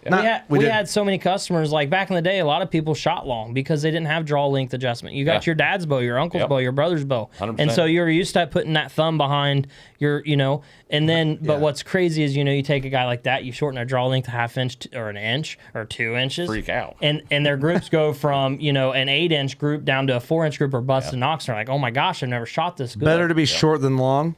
Absolutely, for hunting, especially for a hunting situation. Yes, for hunting, I'll always run that. If you're shooting, targets and you're really fine tuning that bow and really trying to get your pin to hold in the center, then maybe sometimes a little bit longer is a little bit better. But Well, that's from my experience, like you get up in a stand, I always check my surroundings. I get up in there. Yeah. After I'm settled in, I grab my bow and I draw it back and We check gotta a do a couple little, areas. shoot an arrow like way out in the field. Yeah, 100% ricochet off 43. Practice a shot. But yeah, and I've always Right in a noticed tree. if I run comfortable on flat ground in the shop, I feel a little long in the tree. Oh. Like I always feel because it has your angles. Get your angle and down. I run a kisser button. I have for 20 out of 25 That's, years of bow I'm hunting, such and a I love fan it. of that. Yeah. Kisser buttons are It's great. like I get so many people with a negative stigma saying, "Well, no, 'Cause I don't they were use that done- because they it's a were beginner's done. deal." Yeah, it's No, beginner. well, For a if you kisser hit- button? Yeah, if you All hit the where you're time. aiming, All the how's it a time. beginner's deal? Like I just Really? don't understand. Yeah, all the time. So Really? I'll tell you what I was told at first. I wanted to run a kisser button when I was young, and the bow shop said, "Slow your bow down." What? That's what my Really? pro Yeah, shop it'll told me. knock one off. Yeah, Maybe. it'll slow your bow down. The kisser button's all about What are you biting that thing? lighter arrows. we talk right. So Blacking it up. aiming your bow. I use this. I'm a Tug of big war with your bowstring. Yeah, I'm a big analogy guy. I use analogies when I'm coaching all the time. And so, we look at kisser buttons or nose buttons or any reference point you have, putting your knuckle in your jawbone. The more consistent you can be with your bow, the better, right? Yeah. And so a kisser button, when you in the heat of the moment where you're shooting a buck, whatever you have in front of you're executing your shot on, that kisser button just allows you to keep your face on the string and go with it. The other thing I really try to beat into people's brains is when you're shooting at any range, a good range, they're going to have targets up off the ground. What is it from the bottom of the floor? 18 inches? Yeah. It's You're 18? talking about our box. Yeah, right. Yeah. 18 So, inches. when you're practicing at home, I challenge everybody I coach to get a target and get it up off the ground. Because when you're shooting your target on the ground at 20 yards or 30 yards, that aiming angle is not very different.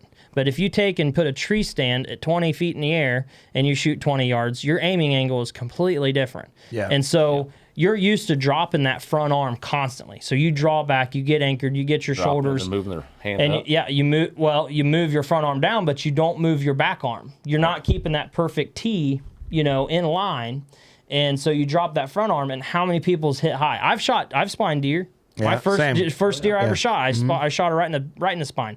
And I know now is what I did was I dropped that front arm, I pulled my face off the string, and I shot high because my aiming angles completely changed. So, but if you learn that shot execution and you learn and you beat it in muscle memory, we got old guy Kent in our shop. He talks about muscle memory. It takes 100 times of doing something like tying your shoes, signing your name, anything. It takes 100 times of doing something to build muscle memory.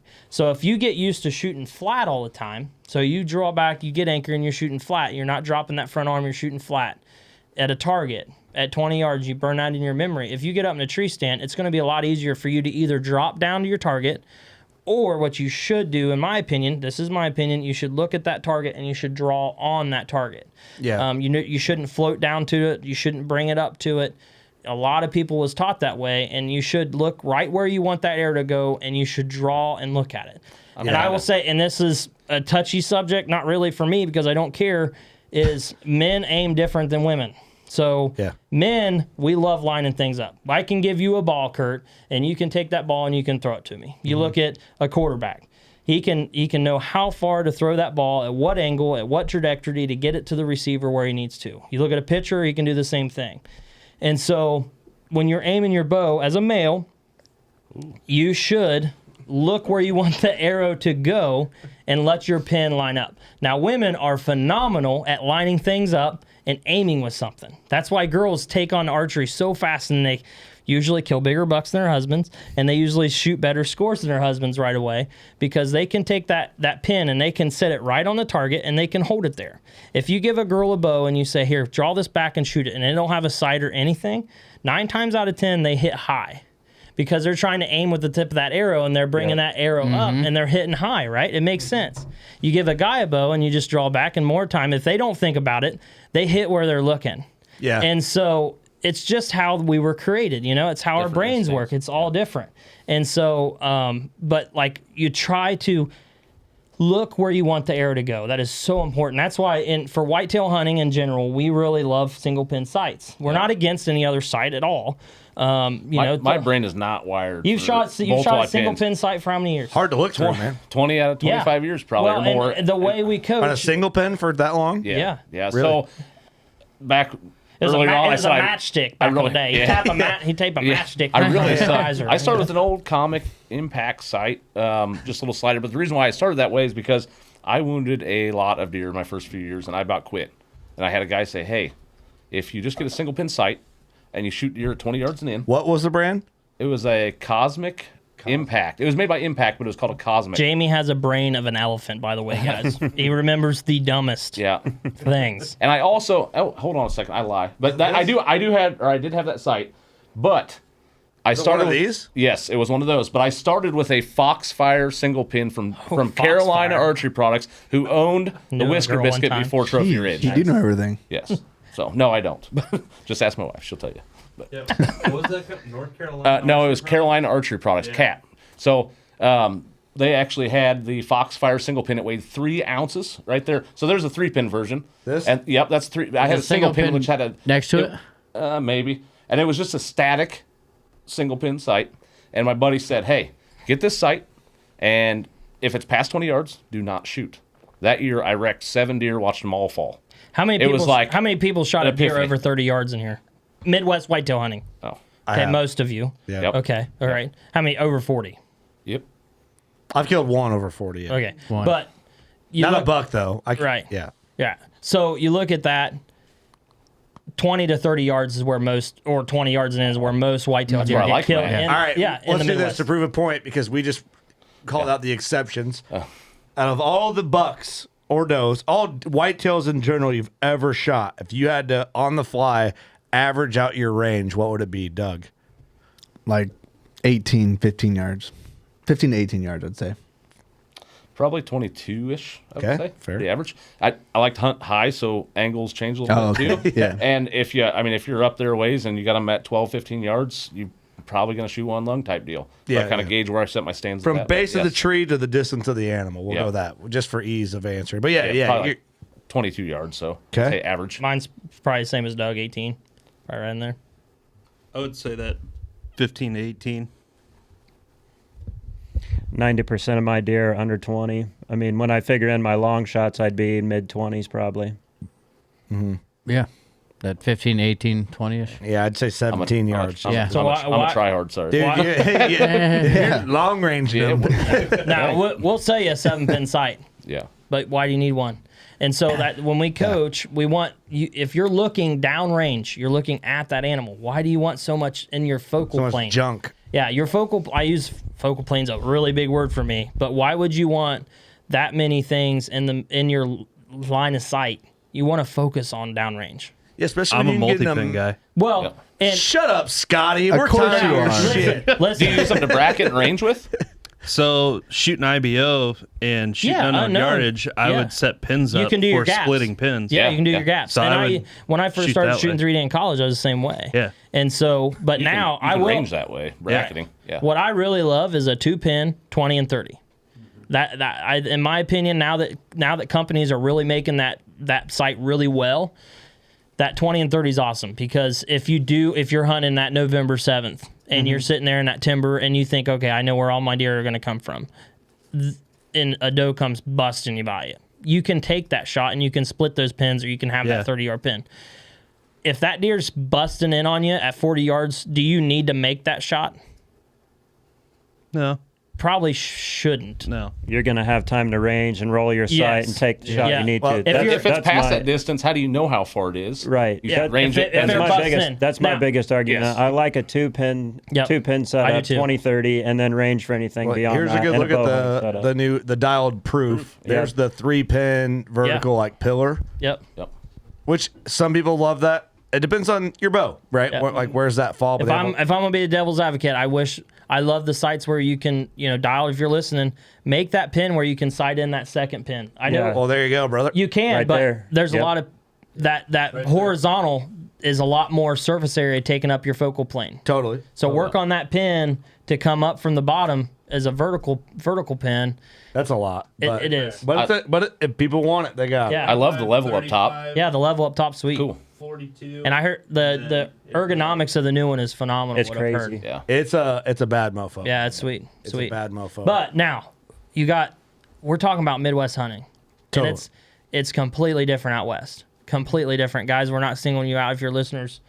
Your bottom pin, you need that long shot. You want to practice long shots. That's great. We're not dissing it at all. It's like I'd never take a multi-pin out west. Yeah, I'd yeah. go single pin out there. Really? We sell more multi-pin movers to Yeah. Western hunters or guys that are like, hey, I'm going out September, going to hunt some elk, and we give them that sight, and that's what they want. Well, because they're like, well, I want to be able to shoot something that comes in on me real quick, and I also want to be able to play at 70, 80 yards. Yep. Which you can do that really. I'm not with going a to single speak pin. like I'm an elk hunter because I'm not. I've never. No, been. I've never have been. But I've heard so many customers come in and say, that you think that elk's going to come out behind that cedar tree, and then all of a sudden they come out 30 yards past the cedar tree you thought you're coming from. Yeah. And so I can completely understand. I don't have time to sit there and range and do all that. As Midwest whitetail hunters, if you're shooting over a food plot, they're usually calm. They're feeding. You have time to range them. Rut time, if they run in on you, they're going to run in on you closer than 20, 30 yards. There's a lot to be said about knowing your bow too and what it Oh, does. 100%. Like you know what your pin gap Yeah. is. Yeah, that's exactly. 100%. That's what Scott Bacher from Dialed has always talked about. But I do get that. I've elk hunted and I've had that experience. Like, shit, what's that elk at? Oh, he's coming in. Oh, I thought he was gonna come here. He's there. But what I do like about it is nowadays with the good bino harness, my rangefinder's right here. close. Yeah. And I'm living by it. Yeah. Because I'm shooting animals for the distance they're at, not about what they're at. Yeah. Right. And that makes the difference of hitting right where you're aiming, or hey, that animal's 25 yards. I'm rolling the 25, and I'm going to aim a little low for his duck, and you're hitting right on the hair Right. you're aiming at. Well- but like with this, that it depends on your arrow setup.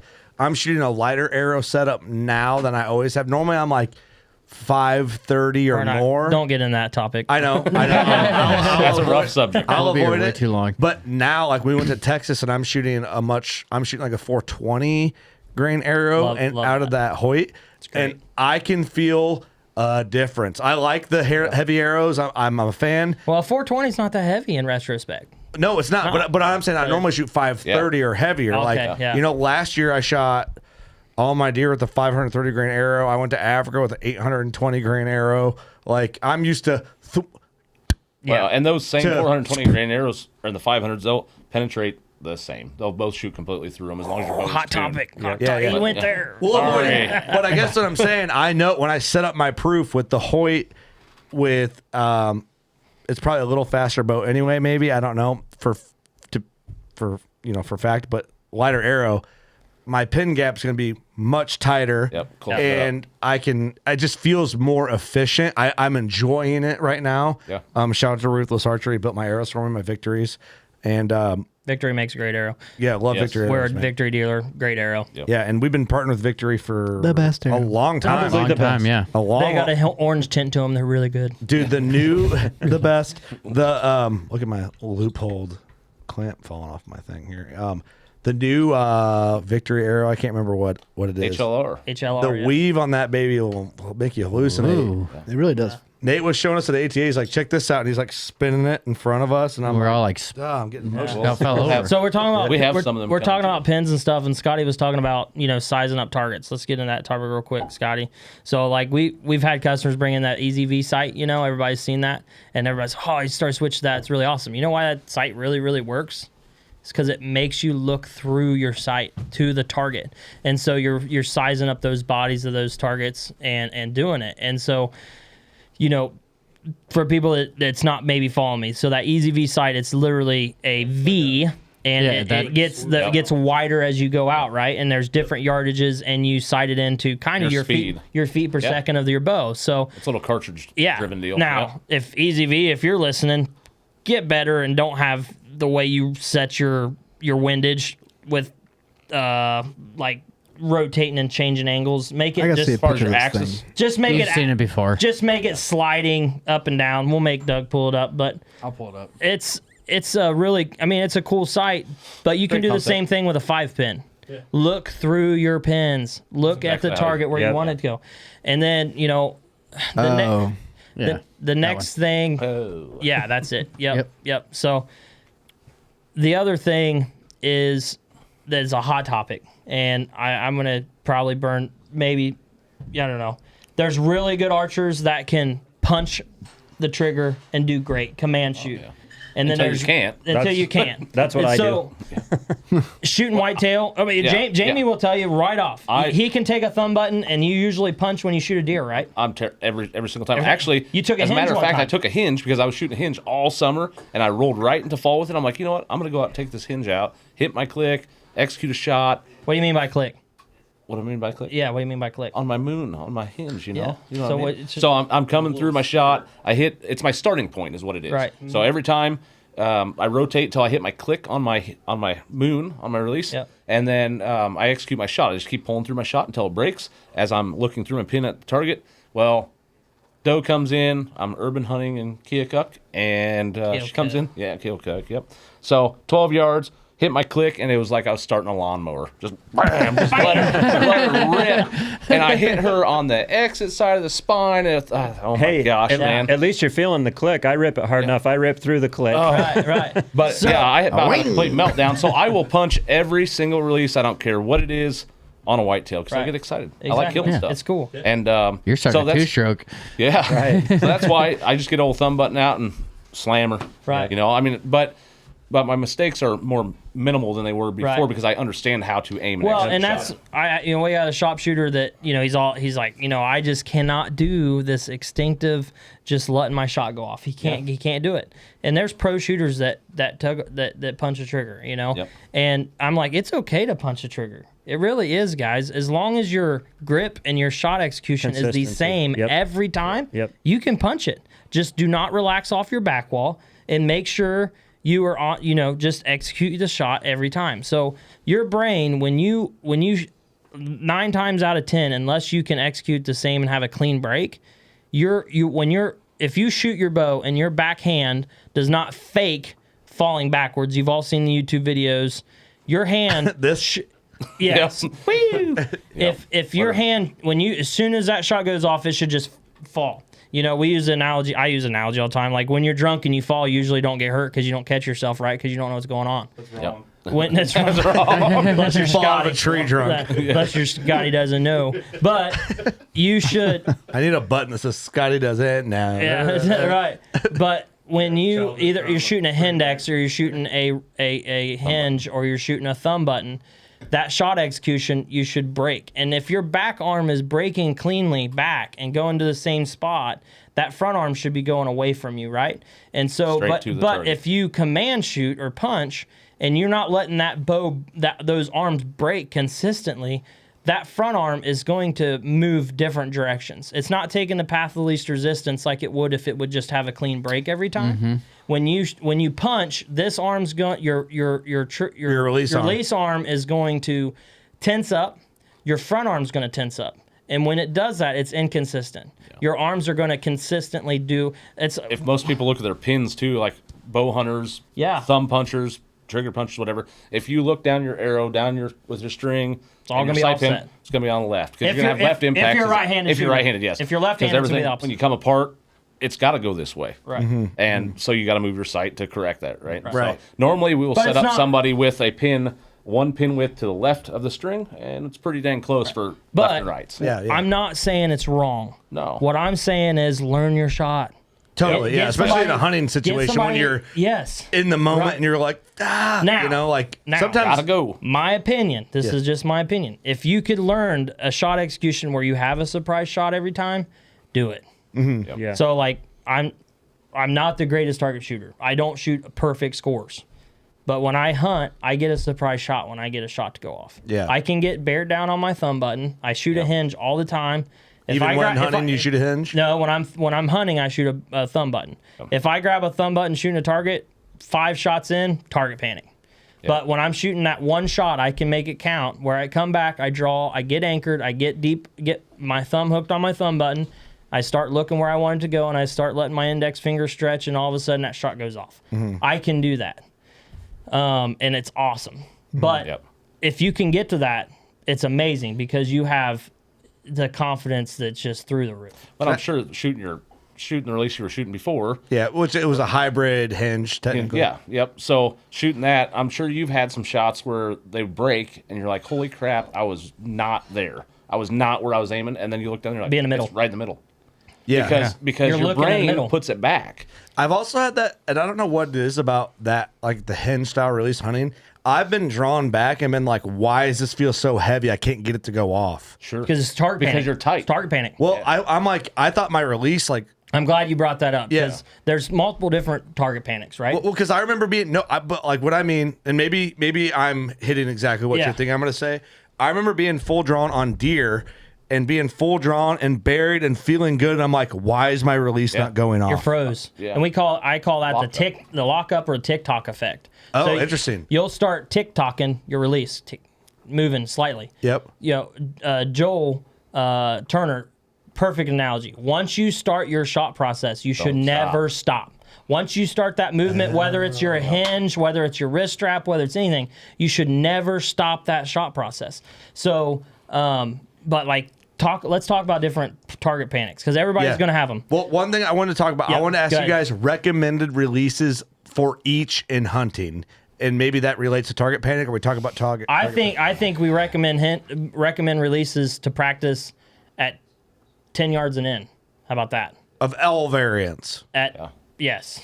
Well, choosing a release for somebody. I guess what I'm getting at is if 99.9% of our audience is going to be bow hunters, and then where they fall in, the rest of it fills in the gaps. If they're like, hey, I want to get into a hinge for bow hunting, I want to get into a thumb button, an index, whatever. Talk about brand specific. It could be or just style. maybe what you guys carry or style or whatever.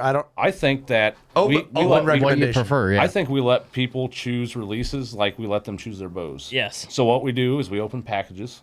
We take them in the room and teach them how to shoot each and every one. It might be 5 different hinges, 5 different thumb releases, and 5 different wrist straps, and just let them work with them and let them kind of choose it that way. And then if you're educating those people on how to use them, it's going to be easy to kind of dictate which one you want. Yeah, I think it's going to be. It's just going to be like when I go buy a brand new bow, I want to grab a hold of it and the grip feels immediately great to me. Yep. Okay. Yeah. Number one, then the draw cycle, and then wall, etc. So I think that's how we like to sell releases. Right. But I think resistance activated releases Yes, that's what I was is gonna probably numero uno for. What's a resistance activated release? Resistance activated release is it determines with your draw weight. Let me see. Excuse me. So your holding weight. Say your holding weight's like 15 pounds. I would probably set your resistance activated release to go off at like 18 pounds. 17, 18, yeah. Yeah. So what you'll have like a little safety on it, like your thumb peg, like you'd have on a hinge. So you'd hold on to that as you're hooked up, coming to full draw. Once you get to full draw and you're aiming, you let off, and as you apply that pressure, that extra 3 pounds, it's a resistance release that it'd be very hard to hunt with. A lot of guys It's a use them training in a aid. target panic situation to break target panic. Fix yourself. Yeah, Yes. and I shot one last year quite a bit. They're actually pretty badass. So Kristen McDaniels hunts with one. She loves them. Kristen does? Yeah, she loves hunting with a resistance release. If you set it heavy, I think it would work just great. Yep. All And right, so I can break see it down using again. them in a Break it hunting down again. situation. Yeah. So- yeah, you have a safety thumb button. You put so you can just You're keeping pressure on it. Yeah, Yes, you yes. keep pressure on the button, pull it back. The bow cannot let go. Once you get settled in, take your finger off the thumb, and then it's all pressure. You Pulling can through the adjust shot. your pressure on it. So as you put pressure, it goes. So you off. remember, So you're pulling straight through. It's not Straight like through. it's not like a hinge. You're Remember not rolling your release into your thumb and letting her Well, rip. remember when Rotation's we were, not gonna help. Remember Pulling when we straight were through is gonna talking help. about we were talking about keeping on your back wall. Yep. Most people do not pull into their back wall hard enough. Yes. Right. You know, I always when I'm coaching, I tell people you should visualize pulling that arrow out of the target because you want to pull straight. If you pull this way, or sorry, I say this way, you can't. If you're listening, Straight you can't, back. Straight back. If you pull behind your head, you can miss left or miss right if you're a right-handed shooter. If you pull out, you pull up. It can. Oh fuck! I It's all want to that. try one. You want to pull. I use the analogy of a slingshot. So if you take a slingshot and you pull it off, you pull it back and you release that rock or marble at a different angle, it's going to be weird, right? Yeah. So your bow, you want to be able to release, a lot. The new shop, it's a little bit harder. We don't hear it. But at the old shop, you could hear people shooting in the range. And if they had a good shot where that was a surprise release and it just went off clean. The bow sounds different. The frequency of it does. The bow's quieter. Everything's better. Did I see what I thought I saw? Yeah, you did. Kurt, you would like it because once you get your poundage set right on your bow, you can really fine tune where that shot breaks off. So once you take your finger off that and you're settled in, and you just want to start putting pressure on it and have it break, you can really adjust that in the release. So when you first said it, I was like, that sounds terrible. It sounds like drinking Malort. But then when you I did that for you. It's delicious, right? It's nice if you're from Chicago and are a liberal. But if you're anybody else, no. Once you broke it down, I'm like, okay, it's backwards of a hinge, but the same concept. Yeah, it's kind of like your hinge without the click in it. It's good. It's well, really you can good shoot a hinge game. without a click too. Right. Yeah, right. But can you shoot a resistance with a click and be sick of it? Yes. You can. The stand does no, it doesn't. That's what I've got. Well, you can. Okay, so you can shoot a resistance like a thumb, so like a reverse thumb. Is this a popular resistance release? Yeah, Stanislavski makes a element. Okay, That's what should I play this video? Carter Evolution 20. Yeah, go ahead, play it. Let's just see if it's. Oh, Lancaster. Yeah. Probably PJ Riley. Hey everybody. There's PJ Riley. How'd you know? Archery, got a product video for you today. We wanted to tell you about the Carter Evolution 20 3-finger release. Carter's been in the game a long time. They don't market worth a crap, but they make really good releases. Which is a special type of release in the Carter family. It's honest. They don't really need to, huh? Evolution no, 20 it speaks for is itself. what's called a resistance activated release. And so what that means is that you're going to set this to your bow's holding weight. And when you come back to full draw, you're going to hit your back wall there. And then as you increase pressure, that's what's going to make the release fire. There is no actual trigger on this release. This is actually your safety. We'll show you how that works in a second. Oh, I want to try one real bad. Yeah. They're mine screwy. So awesome. I bet I'd like it though. It's cool. Well, yeah, there to be able to deal with different draw. They make one now with. They have one with the magnets now, or is that just thumb and hinge? You're going to be able to change this release to be able to hold at your holding weight anywhere from 10 to 40 pounds. That's basically 40 pounds. Oh, you imagine trying to pull 40 pounds? Holding 40 pounds. Oh, it'd be terrible. So these are the ones that Unless you can you're whack Scotty. yourself in the nose with. Yeah, oh yeah. You want to make sure you got it set to your poundage. Yeah. We always test on the firing line too. Yeah, the firing line's a beautiful tool. And then set it a little bit heavier than Kinda like that, you, or what? a lot, depending on how much you want to pull. How much are they? Let's buy one. Now, You can borrow mine if you want. It's only $255. We man. are a Lancaster dealer at F6 Outdoors, so if there's something we don't have, we can get it for you. Absolutely. So that just onesie twosies, we will little order there. for you. We'll take care of You it. will. You'll do it. That's cool. Now, so we're talking about all this stuff. If you can learn how to shoot a surprise release, you can shoot any release right. Yep. You can shoot a hinge. You can shoot a resistance. You can shoot a thumb. You can shoot a pinky finger release. You can shoot a wrist strap release. You can. Oh, they make pinky finger. What? Yeah, pinky? oh, yeah. True Ball makes some. Yeah, True Ball makes one. Wait, wait a minute. I don't even get it. You shoot with your activated. pinky, so it's pinky activated. It's like a thumb button.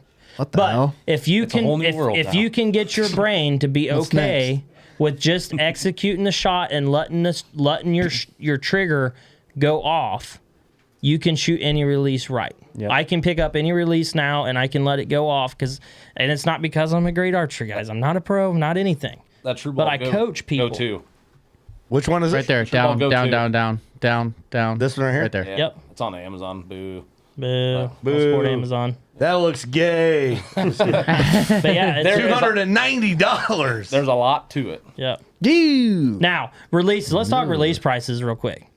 You get what you pay for. Hold in on, releases. hold on. No, listen. You're telling me that $7 release on TikTok Shop is not a good release? It's the best. No. It's the best. Yeah. So when you pay, That one guy told me it was. I'm with you, and I have a clip that I cut Are you talking about the red one? The guy keeps showing? Yeah, the red one. I so want to get on there and say something, but I can't. No, I'll do it for you. I appreciate that. Because I have a clip. We're going to make Kurt our official trash talker. Yeah, there you go. You know who I'm gonna start talking shit to? The Bo Buddy fucks. Yeah. I'm tired of it. You can buy that as a 2-pack for $9.99 at AutoZone, so you know. Because I did it. I have to look it up for you. Never mind. But yeah, I have a clip where I talk about TikTok shop stuff. I cut out, and it was me laughing at our own clips. My day, I was clip day.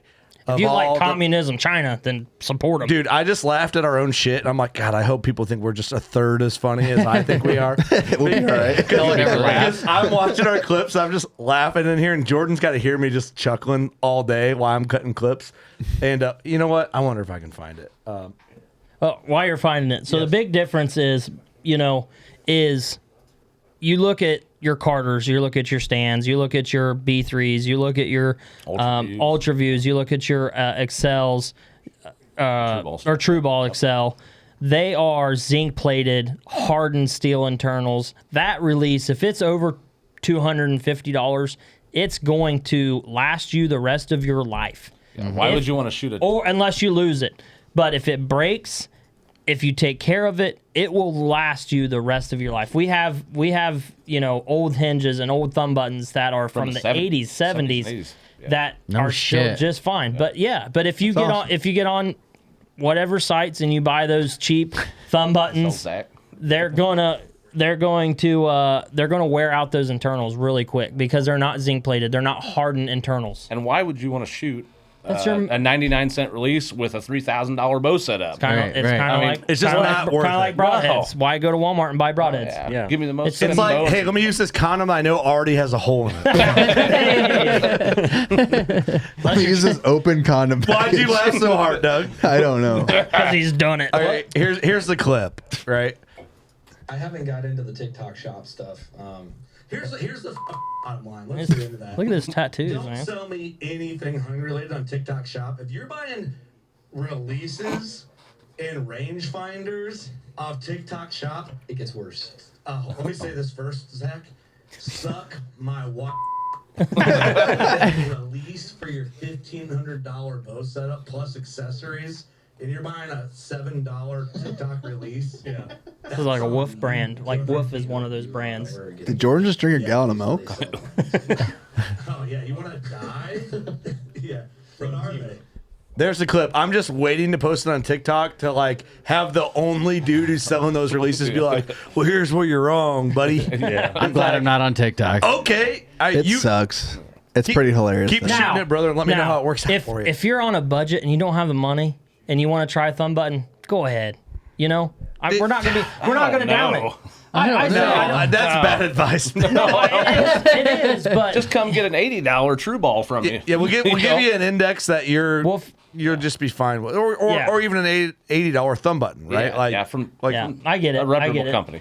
Yeah. I just first of all, it's bound to fail. It is. It's all failure points. It is. It is. It's like anybody that knows, I don't know. I'm just for the greater good of archery. It's a dangerous road, to go down. We get it. If that's all you can afford, right? But just be careful. I just imagine $200 to train them how to use it. Yeah, it's true. I just imagine calling the company hey, your release didn't work. It's like, yeah, no shit. $7. Here's another one. Yeah, we'll send you one. It's the same way when we get bows that come in that's bought the same way. The bows that come in, they're that we want to, and we cannot tune them. I mean, the strings are so trash on them. Well, the bearings and the cams, you'll put it in time, and then it'll be out of time the next draw cycle. Because the bearings are so bad in the cams that it's just not even feasible to shoot. And I hate telling somebody it's terrible. I can't we hate time this bow. I'm very sorry. Because Jamie and I have both been in the position where we grew up that way. I mean, our parents, God bless them, we love them, but we both grew up that way. Yeah, so have a pot to piss in, and we understand it and we get it. But if you need help, you come by. We'll figure it out. You'll make it work as best as you can. We'll call Kurt and we'll say, "Hey, Kurt, we need a bow, bud." I'll be like, "All right, I'm gonna call my guys." But it's one of those, it's one of those things where God, you called. We've had a lot of kids, that want to get into it, maybe don't have the resources, we have a staff shooter that steps up and says, "Hey, I got an old bow sitting in the back. Let's get them set up." That's cool. Yeah. Things like that. Things like that. And the archery community will come together so fast. There's a lot of really good people in hunting and archery. There really is. Insane. It's insane how good the people are. Yeah. It really is. It's well, I mean, you see the guys like Waddell. Waddell flies the flag for like what the hunting industry is. Yeah. There's some dicks 100%. in every scene. Shout out for him being on Joe Rogan. Dude, oh my God. Huge. Awesome podcast. I couldn't run to that episode fast enough. It was great. Fast enough. And it I was was mad huge. that he didn't text me before he went. I'm like, I texted him that morning at lunch. I'm like, you did Rogan? He goes, yeah, dude, insane. I'm like, yeah, insane. You don't know what that means for We the just need to hunting get you industry. on Theo Vaughn.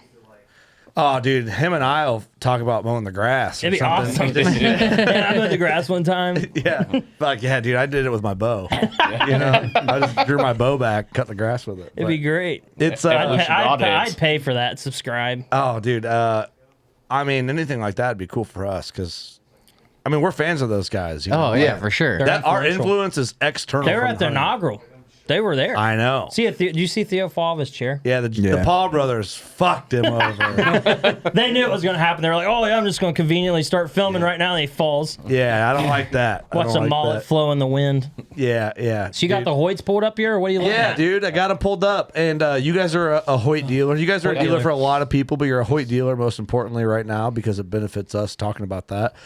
And it's dude, you know, I legitimately I shot all the Hoyts that you guys had in stock. I left with that RX9 Ultra, and I genuinely fell in love with that bow and paid for it, and and that's one thing I like. Full price, brother. Yeah, it's like, yeah, here you go. Appreciate you, man. I did enjoy it. I enjoyed the bow. I enjoyed the experience. Jamie, you can set a bow up like a freaking tailor-made suit, brother. I'm telling you. I watched you tie in a peep. I watched you look over, but what's your okay? All of a sudden, that peep's tied in, and I'm like, why is it so nice? It just was. It's just. Yeah. Chef's kiss, dude. Hey, after Beautiful. you're probably about time to come back in and check timing and check peep alignment. By the way. Hey, brother, that's gonna be Lee's bow now, I guess. Oh yeah. Lee, and I got Well, another one send on the out. way. I love it so much. I have another Ultra on the way. Yeah. Like I'm telling you, genuinely, I had this. This is a full blown candid conversation, right? Like, I feel a little guilty. We hadn't shot just out of the duty of being in the industry of like shot all the bows being once educated. a year, every couple of years. Yeah. Just to know, like we used to do that all the time, even still being with Elite. We would every now and again we go and it's like, oh, let's try that bow. That's fun. Let's go do it. I feel a little guilty we hadn't done that in the last handful of years because we were just in our pocket. Yeah. And we're busy. Like we've been more busy than we ever have been with families and stuff. That's like I said, ATA was kind of refreshing because we got to actually walk around and shoot all the bows. Like we hadn't done that in a really long Yeah, time. we didn't work ATA this year. Well, we did. We had some meetings, but we actually were able to like go to ATA and shoot. And not all bow brands were there, but that's what's nice about like having a relationship with you guys. It's like I'm gonna try and make that a thing for us, where it's like let's go shoot all the. This bow came out. Let's go get an opinion on it. So when we talk about it, like We have 9 different bow brands. We do. Not to toot our horn. That's huge. And 9. And you know, we're with Hoyt now, and for our long-term audience, like I grew up shooting Hoyt. I always said, even with Elite, if you cut me open, I'd bleed a little Hoyt. Like it's just it's just how Ford Chevy guys. Yep. If your dad was a Ford guy growing up, and your dad had this old Bronco that had sentimental value, and you rode in it, and then maybe you drove it. That's how you learned to drive. Just like going home, yeah. Yeah, but then all of a sudden you got a Blazer when you turned 17 because it's what you fell into, and you love that Blazer. You always kind of want a Bronco a little bit. Oh, yeah. That's completely understandable and completely American, I think, and human. And I like that bow a lot. And I expected the Hoyts to be good because of that, maybe that internal thought a little bit. But I like that PSE a ton as well. I liked it a lot. And I liked... PSE's got the smoothest. Shot the Mach 33, didn't we? Their draw cycle is so smooth. Well, I shot all of them, and I liked a lot of them, and I went back and forth with some bows. There's a lot of great bows. Like the Ultra was the one that notched above, and then I shot a lot of the other, like the Hoyt aluminums I really liked, and even, but then your preference comes into play. Like the Hoyt, the shorter ones I like still, but it's not the bow I would pick anyway. Yeah. So it's all your preference. You come off a little bit longer axis bow, anyways. Yeah. So That just 33 range. It's a good transition for you. Yep. Yep, and it's a beautiful bow, and all the boys shot my Ultra in the studio here. I got the was it a Morel? Yeah. Target, the big Good targets. What's Deal- that? The we're big a bag dealer, target. Morel. Damn, what's the big bag target they just came out with? It's fucking badass. Oh, the one with the index, so you can have the X. Yeah, and you put the different faces on it. Yeah, that's a really good target. It's an amazing target. Great target. Son of a bitch. Morel makes the easiest pulling targets. I Back agree with targets. that. I mean, your arrow goes in. Small you can family pull. company too. Yeah, great company. Like when we make orders with Morel, and if you guys know this or Bernie. not, we literally talk to the Morel family. Really? Yes. Yeah, no, they're awesome. We were talking Great with them company. at ATA. They've been around It's- a long time. Long time. It's the not Morel. Is it not Morel? Yeah, it is Morel. Yeah, it's Morel. Yeah, it's It's Morel. sitting over there. It's a new one with the Velcro. You can Yeah. What the target hell is faces. it? Why didn't that not pop up right away? Oh, jeez, it's gonna piss me off. Look it up. I got the wrong spelling. Morel targets. It is. Where's their website? There it is. It's gonna kill me when I see it. 10% off. New release.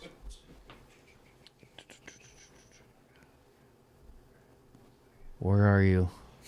There was a little tab, some new release. That Right there. The Mod, Mod Pro. Mod Yes, Jesus. That center punch, scroll up a little bit. That center punch 24-inch where you put the high roller in it. Oh, if you guys awesome are looking target. for a target outdours, like long range, phenomenal. We have target. that. We used that at our shoot. We did it for our solo cup shoot down. Great And target. that target got blasted by Every arrow. 1,000 arrows Every in arrow. an hour and a half, and Yeah. I still shoot it right now. Great target. I can bury my pin at the center dot at 20 yards. I won the vintage shoot of that. Vintage, yes, we had a vintage class. $150. Are you bragging about yourself again, Scotty? Yeah. I'm proud of you, buddy. Eric, we need to play the golf I one. won that. Oh yeah, we need to do that hell yeah. at the Golf. studio. We got battleship targets. We should have a battleship target tournament. That'd be fun. Calling Techno out. hunt, dude. We You do guys a just beer need league to have techno. that Saturday off and come down. Yeah. Do We it. should probably make that happen. Just have everybody Do from it. there I'll come have to and talk to the boss. Yeah, bring Yeah, bring we'll talk to everybody my to wife. the shop. Yeah, shout out to Jaleesa, Yeah. Jamie's wife. She's the glue that holds us all together. Absolutely. What an Keeps us angel. in line. She's great. What an angel. She The is. best.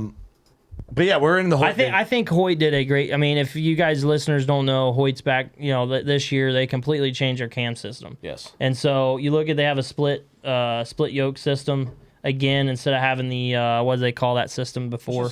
It's just two cam setups. Just like a two control cam. cables. But what's really cool about having that floating yoke system is it evens out the load on that axle. And so when you draw back, you shoot last year's Hoyts compared to this year's Hoyts. It's unreal the different. I shouldn't say unreal. When you shoot so many bows, you shoot them a lot. The rigidity of that cam is really, really, really awesome. Now, they did go to a 5 mod system, which makes a pain in the butt for the bow shop. So we have to keep those mods in stock, which is cool. It's more efficient. They save for the shooter. I'm not an Well, engineer. you can feel that in the draw. You cycle, too. can. It's They're definitely a changed little since bit last more year. aggressive. So we talked about shorter draw length, smoother. So with this new bow, we get more efficiency because you're using more of that cam. It's being more efficient. With the shorter mods, that's why Matthews is still stuck on their 100,000 different mods. We're a Matthews dealer. Not talking crap on them. Great bows. But they have so many mods, and it costs us a lot of money to keep those mods in stock. Just for options And it to seems like we sell don't the have the bow. right one. Yeah, and so, but with having the 1/4 inch adjustment, you have 75% off, 85% off with the same mods with the Hoyts, and then also I really enjoyed their axles this year.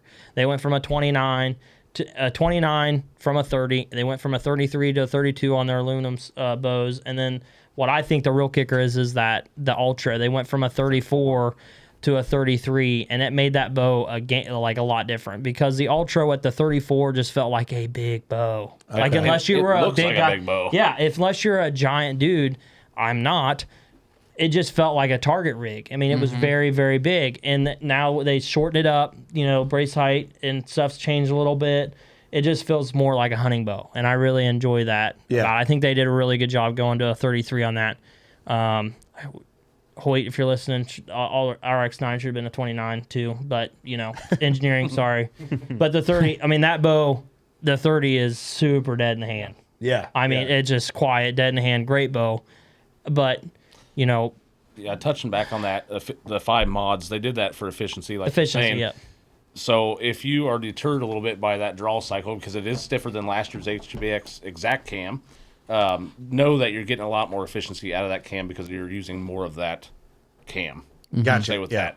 So if you were, say a 27 inch, like we were talking earlier, It might feel smoother than 30 or whatever, but I'll tell you that's the reason why they feel different. So. I'm shooting the 60 to 70 pound. We've set mine right at 65. Yep.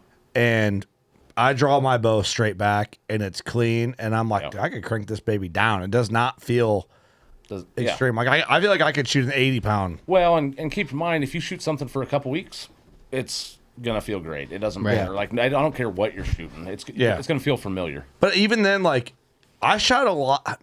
I don't shoot every day. Well, especially during season, which is silly because you should shoot just as much. But we all know what I'm saying. Yep. You ramp up and you get busy and you're hunting and you're running around.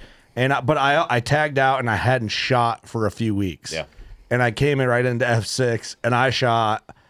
Well, I mean, the Hoyts and some of the other bows, I shot 15 to 20 arrows out of each bow. Yeah. Yep. You know, and I'm like, I did feel a little. I could feel it a little bit at the end because I know when I'm in shooting shape and when I'm not. Like I always say, it takes me 2 weeks to get into shooting shape, and then I can really buckle down and get my sight tape done and feeling good and how I'm going to be shooting. Like 2 weeks, especially with the kids and all that, and through turkey season, whatever. And I get back into the summer shooting schedule. You know what I'm saying? Oh yeah, You're like, all right, we're back. Here we go. We're getting back into shooting shape, and our shooting shape might start way earlier or way later than most bow hunters, but I still felt like relatively in shooting shape. But even then, when we put the sight on that bow, once I was like, all right, this is my bow. I think you could tell I was like, all right, I'm feeling that I've shot for a while. Yeah. After not shooting consistently. Yeah.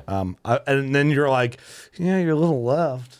Yeah. I'm like, fuck. Yeah. He thinks I'm an idiot. Yeah. He's judging me. One inch left. Yeah. Where'd it go? That's back to that conversation earlier. Like, I don't know what people are happy with type deal. Right. But, well, and at that point, I just shot. You were shooting. I hit the target very well when you left. Yeah, I was shooting great. I'm embarrassed. Good enough. I'd go home and figure it out. Really thought I had it. Yeah, and I did. It worked out great, man. I really liked the bow. South Texas was a great place to go for the first hunt because it was like I got to knock off the rust of like, here's this a new brand, a new setup. I'm back, baby. Let's do this, and just let's fucking ensue carnage on everything. Violence is what we're about. I mean. There's a lot to be said too. It's wrong a little bit to say it that way, but it's true. There's a lot to be said about getting a new bow and kind of reigniting It's a good topic. that love. Good topic. And wanting to go shoot your bow because we got a lot of people like, oh, I got a Matthews Z7 I bought in 2012. It kills every deer I ever shot at. Why would I need a new bow? Well, because you only shoot it 4 times a year. Right. Like, don't you still love this? Like, get yourself a new bow, treat yourself to it, go shoot a bunch of arrows out of it, go to 3D shoots, challenge your buddies. How many customers have we sold? That's a really good point. How many customers have we sold a bow to in the next 24 hours they kill a giant buck? It happens all the time. You guys told me that F6, candid on the phone. A lot. So you're not saying that for the podcast. We talked about this on the phone. Yes. Yeah. I mean, it's insane. And you know what it is? Is because they get a new bow and they're excited again. Yep. They're excited to go hunting. They spend more time in the stand. I say 24 hours. Let's say 48 hours. But they'll get up. They'll hunt that night. They'll come in the shop. They'll I'm killing this night. I'm killing this night. And they usually go. They either kill that night. If not, they kill the next morning because they're up at 4:30 in the morning and they're getting in the stand but way before daylight. Doing shit they wouldn't normally do. Exactly, because they have a new bow and they're gonna rock. They're gonna rock it. Well, I'll tell you, this kind of like I hadn't really thought about it in that detail, but like what happened in the early ages of the podcast, we were getting new bows, we're excited, we're playing around, we're doing the 3D shoots. And we go. Now we didn't have kids, and we weren't even married at the time, right? Which is crazy. We've been doing it that long, so it's like, dude, fuck that. We'll go shoot, and she can do whatever she wants. We're going to have fun with the boys. And it's like I'm hoping. That's why I think this is like we haven't done so many target archery episodes. Like we had Darren Christianberry on every year. Love Darren Christianberry. It's like we hadn't had any target guys on for years, and I wonder if like switching into Hoyt again and coming back and feeling fresh and like getting with a bow shop we can believe in and trust. It's like might rekindle here that. we are. We're fresh. Like archery is not that archery wasn't fun. But it's fun again. Yeah, you've got new life breathed back in. Yeah, it kind of might motivate you because it's like, hey, man, we do this. Like, come out and shoot this league one night. Hey, I would say that's probably one of our main mottos at the shop is being confident and having fun at archery. I mean, fun's big. Fun is the biggest. The big thing. You can come into our leagues and you can shoot as a nobody, and everybody's going to say, hey, you want help? Yep. or hey, you're doing great, dude. I'm glad you're here. I mean, I think if you're having fun, you'll be successful. Well, having fun enough will build your confidence. Yes. I'm stoked to bring my son down there and get him a bow and Oh, the get him kids all have set fun, up. man. I mean, and that's going to get me into it, right? I'm going to bring my bow and shoot with him, so I'm looking forward to that. We have It's gonna a be fun. guy that helps out all the time in the shop, Kevin, that got me Great started. with kids. I bought my first bow from him. He is a phenomenal coach with kiddos. Not that we all can't do that, but for some reason he speaks their language. Yeah, he just connects with us. Yeah, he does really good. Really good. Let's talk about a little bit. What I want to talk about is our crew's bows, WCB side of things. Yeah. Because we have not talked about that yet on the podcast. And of course, as episodes go on, you'll hear, we'll just talk about what we got. And then as we start getting familiar with the bows, later episodes, we'll talk about how familiar we are. So we'll talk Doug. Because, all right, Doug normally goes crazy with his bows. Yeah. And by the way, we didn't talk about the white tape. It was just a joke. It was kind of like it was a joke. It was a playful joke. It was like people were going to talk about why did you tape your bow up with white tape. I think they obviously knew what it was. Like, there was no hiding what it was. You but could still it see was the just funny. teal. Yeah, it was just funny. I really I appreciate took that. no time into that. About you, Yeah. because there's so many people come to the shop like, oh, you know, picking string colors and this, that, and the other. Don't want the deer to see it. The deer do not care. Oh, They'll eat an arrow I've in killed the every- lungs just as hard. Yeah, I've Hard to killed a see deer it with when they're every dead. color there's ever been. I have guys concerned about the soles. of Turkey's boots a with little camo. different. Yeah, no, the turkeys might get you. Turkey's a little different. They'll get you. They don't like blue. Candy apple green. They don't like that.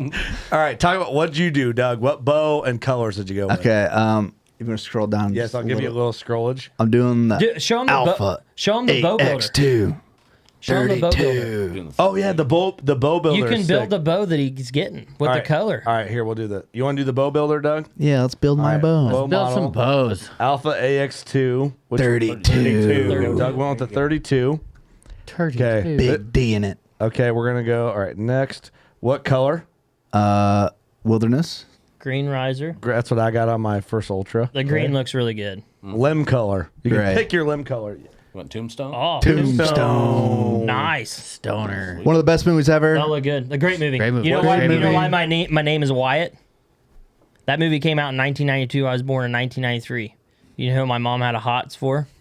That Wyatt Earp in that movie. We need some. Sorry, we Dad. need some That dusters is up the in here. same as my brother Wyatt. Really? Yep. What color? Got more in common than we I thought, went Scotty. black. Kurt was a Red, good-looking baby. motherfucker back in the You day. want red? I went red. Red All right, strings. I'm a fan. There's Doug's rig. Oh, you went with red. Looks Badass, brother. Looks good. That bow builder is this. What'd you do for accessories? Like gray quiver, or did you do wilderness quiver? I did gray quiver. That'll look good. quiver. That'll look good. I'm a fan, Doug. That's gonna look sharp. Did you? Are you going to do a gray sight? Or you got a black one? No, I have a green side actually. You got a green sight, a wilderness green Yeah. sight. That would look Dang. good. That look good. Me personally would have went with gray, but we're not judging. I have a We're gray not judging. stabilizers. All right, big fan. Okay. All right. Restart the build. Oh, restart. Proceed. New build. All right, who's next? Y'all go. Austin. Or Okay, Eric. whatever. Eric. Yeah, I went with the RX-9. Sweet bow. Nice choice. There we go. Yes, RX-9, sir. And you went with what color? I went with the Tombstone. And if you're looking at prices on this website, that's MSRP. MSRP. All of our prices are MAP, so minimum advertised. So you take $100 off of that. No shit. Okay. Is what ours is. Yeah. Gotcha. What And then what limb color? I went with bourbon. Bourbon. baby. Bourbon limbs, huh? Bourbon What- limbs. all right, there you go. Yeah. Interesting. dog. Interesting. What color string and cables? White. White. White. Look at you. Those are gonna get dirty. Yeah. Who the hell is this guy? I want to get pictures of blood on those. I strings. want some blood on them strings. Interesting look. That looks good. I like it. What accessory colors? Bourbon. Bourbon accessories. Yep. Look sweet. Okay, restart build. What's really sweet if you look too, Interesting, it actually Eric. will show you that Interesting. total. Austin, where you at? I was with the Alpha 32.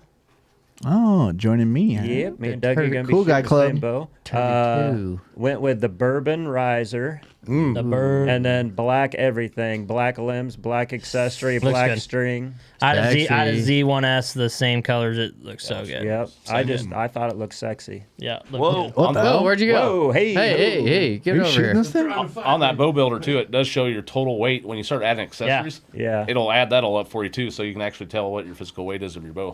I went. I went RX9 Ultra, and then I went Blackout, and then I went Green Strings. Bam. Hell yeah, dog. Murdered all black accessories, everything. Nice. That's what I did. Good. Murdered out. Working class edition. What's that? I said a working class edition. Yeah. They didn't have WCB limbs yet. Yeah, but coming. But I thought about asking them just for me if they do one Cam Haynes limb, one Bone Collector limb. Just to be like, hey, put in a special order for me, Evan. Yeah, would you? I really did. I thought about emailing Evan, like, hey, listen, let's get out of the box here. Yeah. Let's double down. Now Hoyt does have. I mean, I don't know. They do have a custom bow builder. They do custom bows out of their shop, so it's kind of cool. Listen, I don't want to put that burden on them. Yeah. Because Doug was like, can I get a crazy color? I was like, wow, what kind of colors they do? You know what's They'll do Target colors on that super stuff. cool? Yeah, let me get that. So we had a customer of ours. This is random as crap, but we had a customer of ours from Burlington that he said, screw it. He quit his job here, moved his family to Salt Lake to work at Hoyt. Did he even have a job at Hoyt when he left? I don't know. I think he did. Ish. I hope he did. But they Jeez. were hiring. He gets got. I mean, you work at. He's like, I work at a factory already.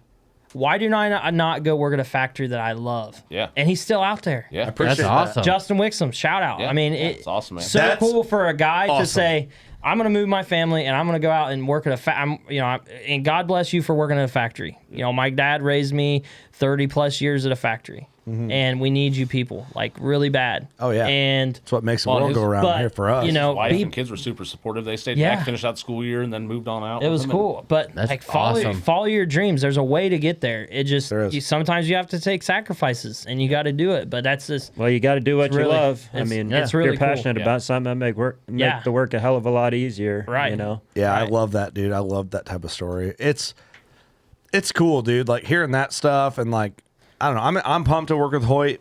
I feel at home. You know, I always do. Like with that, like starting with it and everything where we're at, and I just like the bow straight up. Yeah. In all honesty, came to your guys' shop like that bow the best.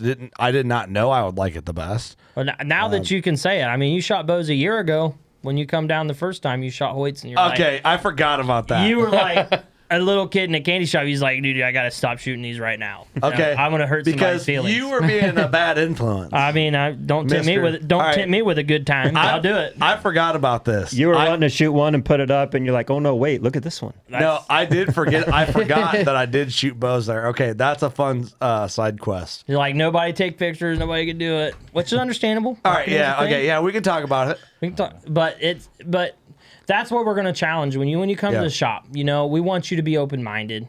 Because here's the thing. Hold on, no, you can't skimp. Don't easy. All right, Because okay, your okay. ass, you had me shooting other brands. I was shooting those Hoyts, those RX8s at the time. Yeah. And I was like, damn, that's nice. Friggin' And you're- nice and, bow. and you're like, well, what could we do to get you guys into some Hoyt stuff? You know, like because we're a Hoyt dealer and whatever, and like we could probably make some fun. You remember this? Yeah, I remember it. You're being a little slooty booty. Yeah. Slooty booty. I'm not one with the red light in front of my building, so. What do you want to get into, brother? But it's I liked them. I liked them then, but I had to put them down. It was like, Didn't want to. I mean, hey, no, I didn't say that. I mean, You had to swipe was you had to swipe left or I didn't right. swipe at all. I just closed the app. Yeah, it's closed the app. Delete. And then you texted me one day. It was like, oh, let's talk. I was like, okay. Delete your browser history there. Yeah, don't even open the Snapchat from that girl. Yeah. Done. Yeah, that girl's trouble until she's not. Then she's a lot of fun. So it's amazing how many people we get to come into the shop, and we have them shoot countless bows. Yeah. And they're blown away. They're like, we've never got to shoot this many brands at once, and they're like, sometimes they're overwhelmed, sometimes they just don't know. We have There's definitely a balance in how many you shove in somebody's face it at is. once, So you too. can't- What's the average amount of like carrying capacity for brands that a regular bow shop would have? Is it 2, 3? I think 3 max. Three. Three Yeah. max. And what do you guys have? 9. We have two crossbow companies, Nine. and we have seven yeah. compounds. So we carry Matthews, PSE, Bowtech, Hoyt, Bear, Darton, and Expedition. Yep. Yeah, That's And a we lot. We just picked up Expedition But when you sell 500 bows, we spread them out across all of them. And That's great, man. But That's we- great. we- Great for bow. It's great for archery. But we want to focus on the consumer. We want to focus on the person that's going to be buying that bow. And so, we get guys come up that's only had a shop that's only pushed Matthews down their throat for so many years. Yeah. And the Matthews makes a great bow. Great bow. They're all good, dude. But they come in and and we have the experience where you shoot all of them. We had 3 different guys and they were all different draw lengths. We changed and we set up their specific draw lengths for every bow. Drastic. 25.5, 27.5, and 30.5. It was like Crazy. like your cellular device. You're talking about cell tower stuff? Yeah, big words. What time is it? 11. But it was like that. And they went to the Sandbar for lunch, had some beers, had lunch, come back, and they all bought PSEs. And they were, they all walked in that they were going to buy Matthews that day. And they even said it when they're paying us, like, I can't believe we're buying And PSE. and That's what am I PSEs, doing? guys, That's what they love. Who am I? if you have that mindset that PSEs were not good, we all are at that age where PSE was pushing a lot of price point bows at big box stores. Oh, dude. All right. Let's talk about this a little bit. This is a healthy conversation. Yeah. Bear Archery's in that category. Same thing. Still to this day. They We make sh- phenomenal they're- high-end bows. They're badass really good bows, dude. We shot them all at ATA last year. Shoot the Persist this year at all? We shot the Persist. We shot the Whitetail XT. We shot all of them. The Great Alaskan. They make really good price point Dude, bows. they're awesome. All of them are awesome. And Darton makes awesome bows. Their Expedition. their Consequence. Did you guys shoot that? Yeah, we shot all of them. Dude, that bow for $749. $749.99 bare bow. Dude, definitely buying a piece of the market with that. But We shot a 29 axle to axle Expedition at 80 pounds, and it was still nice. X-Lite. The X-Lite 30. Yeah, it was 29. Yep, at 80 pounds. Yeah. Yeah. Expeditions, if you guys don't know Expeditions, they're out of Decorah, yeah. Iowa. Yep. And really, And we know those guys real super well, so- light. Yeah. But Good you guys bows. are tied in with the trophy line stuff, so the Magnite. Yep. Yeah, Yep. they make all of the Trophy Line's lightweight stuff. The Magnite riser is like a competitor to like a carbon. It's Yes. expensive though, but it's well, light. it's as a little shit. cheaper than carbon. Oh, it It's is still a a little touch. cheaper, yeah. Yeah. But anyways, down that rabbit hole is we want you to shoot every bow you think of, and some people you come in the shop, you're like, I don't know. We always ask how much money you want to spend. I know that's a really upfront, Sounds like a used car uncomfortable question. It sucks. Yeah, it's like a used car salesman. Yeah. But 18% interest. What are we going to get you into today? we have to. What do we do to get this deal done? What today? what we need to do? Let me talk to my manager. Hey, Jamie. Or Jaleesa, sorry. And so that dictates where we need to be at. But Well, you don't want to try to sell somebody a $1,200 bow when they want to spend $600. yeah, exactly. Exactly. You're wasting Because you everybody's hit that time. sticker price, like I didn't know I was getting into this. Exactly. And usually they just turn around and walk out on Now, that. am I the one that probably gives you that bow to shoot? Yeah, probably. Well, let them shoot Just it let all. you shoot it. Yeah, once Well, you we shoot usually it all, give them their price range and say, just try this one type deal. Yeah. I'm not trying to bait them in, but just so they can feel feel what it. Because you premium can feel feels like. Yeah. And so, Yeah, but that's I'm fair. telling you, these price point bows, some of them now are really making a run for it. But None of them are bad, man. And none of them are bad. all No. good. it's like, and They all felt good. we're kind of forced to deal with this like awkward situation as from a WCB standpoint. Like, oh, you were elite for so long, and now you're Hoyt and all this. It's like, dude, you don't have to. Like, first of all, you don't really have to even care what we're shooting, Right. But here's the thing: if we didn't like Hoyt, we're not gonna do a deal, and that's one thing I'll stand by with us for our brand and speak for us because I know we're all. I'm confident I can go anywhere without the boys and speak for us as WCB. If we don't like it, we're not gonna do it. In your defense, too, though, you look at it. If you're working at a mechanic shop and someone said, "Hey, you got to use Snap-on tools. You can't use Harbor Freight. Harbor Freight or anything Pittsburgh else," dog. Yeah, you're not going to say, and your paycheck's going to change. I'm sorry, you're making a living at this, you guys. Well, right. You know? But here's the thing, But like, but if we they're shoot, not buying you at 100%. They're not buying you at all. well, right. But here's the thing, like, if I don't like I like the RX9. I liked it, and that's at a 30 axle bow. And I'm not really gonna push somebody to be like, dude, the RX9 is the best, but the Ultra fits my specs for what I prefer. I'm gonna try and sell you on the Ultra because I like it more. But Austin's gonna shoot that, whatever axle to axle you're at, the 29 and a half, the 30, 32. the 32. Austin might sell you on that. Jordan might sell you on the shorter one. Eric might sell you on the RX9. Hey, Eric's shooting the arcs. we were talking about kids real quick. Hey, go to that Cobalt. That's a really nice bow. That's Go to one that George Cobalt. shooting. Yeah. That We should have got it, man. Man, body bag. The poor kid don't even have a mic, but I know he's Cold as ice. Cold as ice. that Cobalt for what it is awesome. 7 pounds to 45 pounds, 18 inches, 28 inches.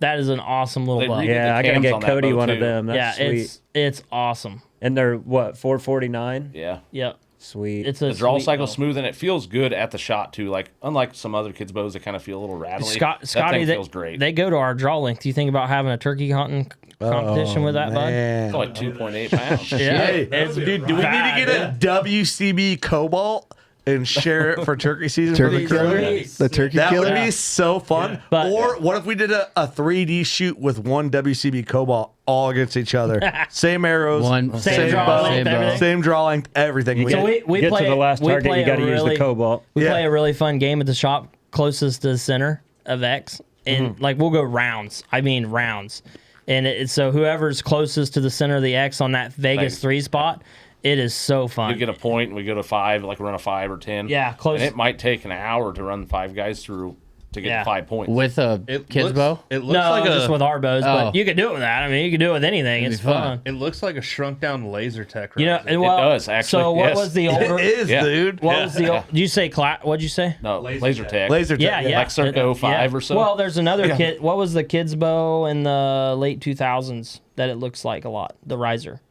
What was that They had a called? Rhintech or a Rintech. Yeah, whatever. that was it. Oh man, dude, that's a Clyde. It got Clyde written all over it. Man, Yeah. he's a little young. Let's make a trip. Let's go down there and set the boys up. Oh, dude, I'm down. May wants it bad. Yeah, dude. bring her down. Sweet Yeah. bow. Let's do it. I think Isla May's Mike or Mike. I it's been don't a know where while. that came from. Scotty, get Yeah. in the mic. Met Scotty in a parking lot one time for a bow deal. But we ain't gonna talk A about lot of that. people have. I told you that E A Cure, lot of people remember? have met Scotty in parking lots. Oh, that Cure? That Cure. Yeah, the E-Cure. With the- Where? We met at in Muscatine. At Dang, man. I've been so many bows. it was remember that at all. You're It was too a deep, black. man. It was a black Elite Cure. It was an absolute problem, pooch brother. of You a got a bow. problem, brother. How many bows have you owned between traditional and compound? Oh, 100? Lord, dude. More than Have you under. had 100? He's had less pairs of underwear. I can guarantee it. Yeah, I can guarantee I've been over 100 bows. Scotty just looks tired thinking about it. Yeah. You can probably like triple that for Jamie because he. How many active bows do you have a year, Jamie? 6 or 7 probably. 7? Yeah. What do you mean? So What does that here's the mean? deal. How? What does that mean? I sell his bows all the time. Yeah. In 2017, I went through 17 bows. In 1 year. What the hell are What you a even slut. doing with that many bows? Bow slut. Hey, I t-shirt, buy it, I t-shirt shoot idea. it, I figure it out, and then I sell it, and then I get another brand. I do. I just keep doing the same Hey, thing. you're just selling out of time bows to people who don't know how to time bows. No, I figure them out. Yeah. You what was the term? Shooting them Tiller out. tuning. You just Like I- tiller tuned all these poor bows and shitting on some dude who doesn't know what tiller tuning is. Why is my screw two turns out on the top instead of the bottom? Yeah, this guy was an idiot. That game's terrible. Don't worry about it. It feels nice. Sorry for ruining your guys' episode, but No. But in retrospect, you should make a shirt that says bow slut on it because we can't. dude, Scotty needs a shirt that says bow slut. Just picture of Scotty's Scotty. face. Scotty shirt. Scotty's face on the back. Everybody, you're slutty for sure. I need a comment for everybody that would buy a shirt that said bow slut on it. Okay, fair. I guarantee you there'd be a market for that. Put it on You Spotify. have full rights to use my face. You heard it here on record. Etsy Not in a has weird way. artists. There's artists on Etsy. No, we can do it. Have you seen those? Probably not from. Well, so we had shirts done. We had a bow wizard shirt done for Jamie. He's like a wizard holding a bow with a hat and a exactly cloak like on. me.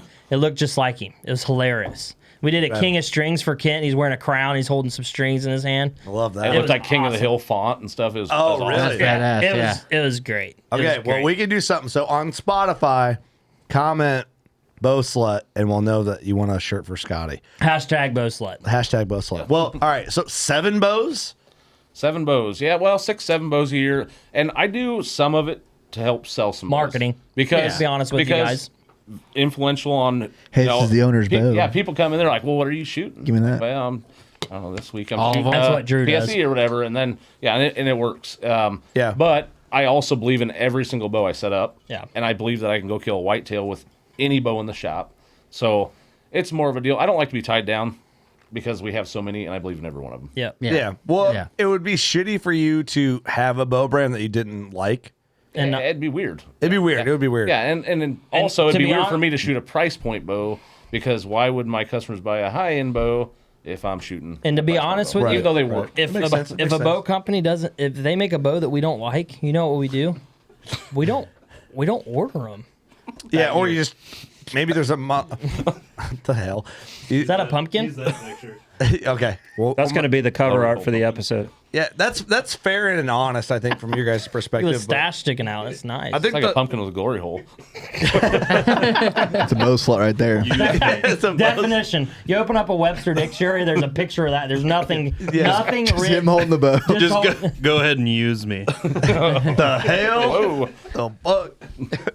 I don't know. I think all the archery talk is fun and it's motivating. Like it's exciting. Like if you're sitting on if you have a bow that you're not excited about, maybe change it up. Whatever you want to get into, go to a bow shop that offers it. Yeah. Like you love hunting. Like everybody, if you're listening to this podcast right now, you love hunting. Yeah. Why do it only 2-3 We have a months out pretty of good anti-hunter segment that listens. Yeah, you know? screw those people. But yeah, I'm just kidding. unless They you're a don't. target hunter and you don't like hunting, sweet, target shoot. But Yeah, they listen to this one episode a That's year. right. Yeah, this is just this one right here. but if you love doing it 3 months out of the year, why not do it year round? Totally. Yeah. You know, Well, it's really a cheap hobby once you have it your is. initial investment. Yeah. You know. Yeah. You know, or if you really like it, you know, if you say like target archery, I always tell our target archery people get into it. A lot of your money is in a sight, a rest, a stabilizer, and a Move 'em release, over. whatever. Once you get that, you can get a bow every couple years and not be out a ton of money. You probably will, but Yeah. It's or you can get it and just shoot it for years and years and years. You're not trying to get freaking money from companies. right. You know, shoot a target bow, whatever. Don't buy Take accessories off TikTok. Yeah, don't buy. Yeah, Please, I for the resist that. love of God, I've been Team voted. It's been, Yeah. It was like they put me through the ringer on that. But Well, so yeah, buy your premium accessories. You don't need And to move buy them them for over. a long time. Move and them just over. if you want every 3 years upgrade or whatever. But like, it's a good encouragement for guys Take that your- have been sitting stagnant on a setup, like you said. Well, guy, I've had this bow for years. I shoot it 3 times a year, but then in hunting season comes along. It's like, I don't know what happened. Yeah. Well, you become stagnant Well, in your game. Yeah. You know, like, one thing we really wanted to touch on, and we talk about the shooting your own bow only 3 times a year, maintenance. Yes, So yes, we're talking about supporting your local shop, support your dealers, support this, support that. So when it gets to the end of July, we get absolutely hammered with business because everybody waits the last minute. well, July 4th is a turning point. For, Yeah, everybody gets out shirt cameras and you start getting velvet pictures. You start, I mean, everybody we gets see excited. it in the podcast trends. Yep. Ebb and Yeah, flow, and then it's huge. July 4th, everyone's like, all right, Yeah. fuck my family. I'm thinking about deer. Yeah. You know? So I mean, kidding, right? But you know what I'm saying? I mean, my wife. But what? So Yep, get it and then get some more. You know what I mean? Yeah, get it. So, but start early, you know, especially, and I know we talk a lot of crap on crossbow shooters, but if you physically have to shoot a crossbow or you choose to, whatever, take care of that piece of equipment like it's a muzzleloader. Your strings, your cables, it's so important. Your bows, every 2 to 3 years, you need to make sure your shop is at least checking them and making sure that there's no serving separation, making sure, because your string might look perfect, but you don't know what it looks like on the inside of that string. They dry out, they rot. If you wax your strings, please do not wax your serving. Wax your strings, only the string material that runs vertical, not the stuff that wraps around. Don't wax that, just your string. It's best to do it on a press. So take it to a bow shop and let them wax it on a press. There's so much that goes into it. But help your shops out. Do your strings early. Do your bow builds early. Do your strings early. Help them out. Help yourself. Help more than yourself anything. out too, because you're going to shoot more. You're going to be excited to shoot more. You come get fresh strings from us or any other bow shop. You're going to be excited again. Rekindle that. Yes, Kurt. You can ask a question. I have an idea. What's that? What if Ooh, here we go. Light bulb. You're gonna like this. At the WCB shoot, what if we did? So we do the solo cup shoot down, where it's kind of like we base it off like Supercross, where there's motos and it's a race for a 50-yard shot, the center target, and we do heats, and the winner of that goes in the winner's circle. What if we did? should go win that. Jimmy. Challenge you. What if we did the retro shoot, sponsored by F6, aka you guys just put your sign up. And we do a retro compound shoot of it, and it kind of pertains to that, like, string maintenance. Have you checked your bow over, especially on the retro side, like the older bows, and like we set a year of what the max year and older it can be. And that's like on the maintenance side of stuff too. A lot of people say, "Well, I don't ever shoot this bow. Why would I have to replace the strings and cables? I only shoot like 10 shots a year." Well, you should replace them every 2 years because it's sitting under 400 pounds of load, just sitting there all the time. Right, it's always under pressure. People think, my draw weight's only 70 pounds. No, if you try to grab a limb and flex it, you can't do it by hand. Not one. I don't care how big and bad you are. What do you got, Scotty? The bad thing is with the bows that I brought are still like rubber wrapped steel cables. That's okay. Sweet teardrop. Then we just fill strings with that. I grabbed them off the floor of my garage. Awesome. And just strung them up. I would like. I guess we'll just. Did you make that noise? What I think. I couldn't tell where it came from. That's pretty good. I thought that came out of nowhere. I know, like, what the fuck? What I think would be really cool with that is we bring a draw board, and we check timing. And if your bow is out of time, which probably if you don't come down, you qualify, or you get like points deducted, or you get so many shots or something. Dude, it would take too long. Here's what I'm That's a lot of bows. Here's what I'm thinking. We set a max year. Like I got to think. Like my dad's VTEC in there. That'd be the one I would bring to this shoot and do the shoot off with it. Mid 2000s type. 04, 05. What would the VTEC be? I would say the cutoff like 20 Gen Z somewhere in there. 06. 2010. 06. They made some sweet bows in No, 2010. I'd say 06 would be the max. I would say 06 was the 06, 07 was. I always wanted a Vipertech. Like Vipertech. I could never afford it. Dude, remember? And it was probably like $500. They look so cool. What was everybody's goat? Remember the one with the flames in it? Oh yeah. What was everybody's goat? Go-to bow? Like your goat. Like you remember the best bow you've ever owned. Well, I don't know if it's the best bow, but like the one you're like you wanted or you loved so much. I got this bow and I got it used, dude. The Hoyt X-Tech. Oh, that's not the X-Tech. Oh, damn thing looks sick. Where's the X-Tech at? That's a lot of technology in that, man. Whoa. Where did I miss this one? Look at that two-piece quiver. Remember the X-Tech? Okay. Oh, hang on a second. That's a quiver. Hang on. Go back to that guy.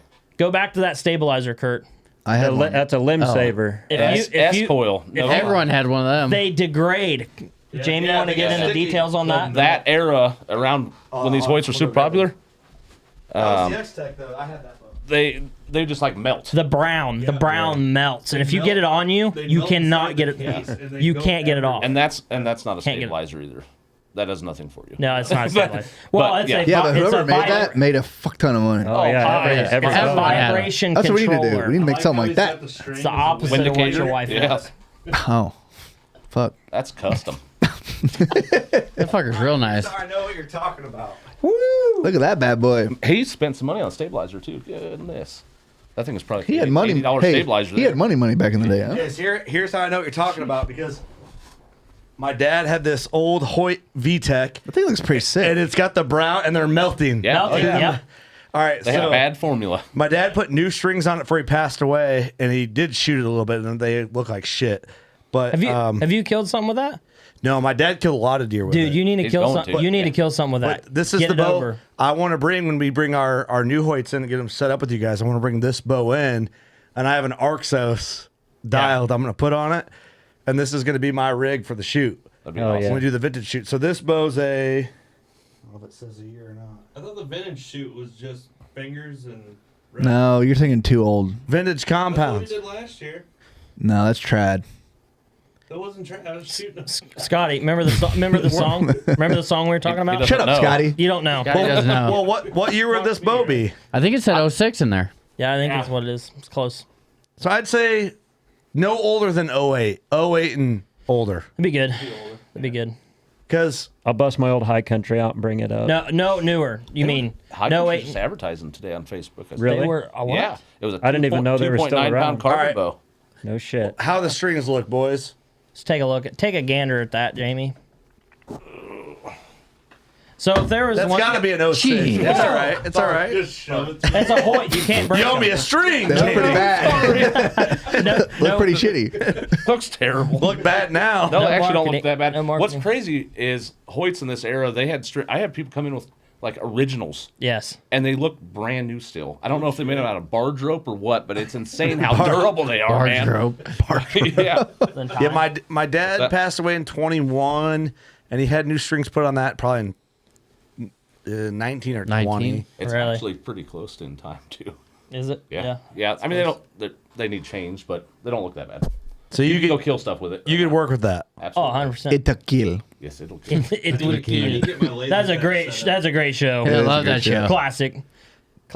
You go down a rabbit hole and so much. See, I wish so bad that I could get my old. Thank you for that. I won't be against it. I wish I could. Don't hit the Won't camera. anymore. Don't hit the camera. See, I wish I could get my old X-Tech back. I wish I had my old Hoyt.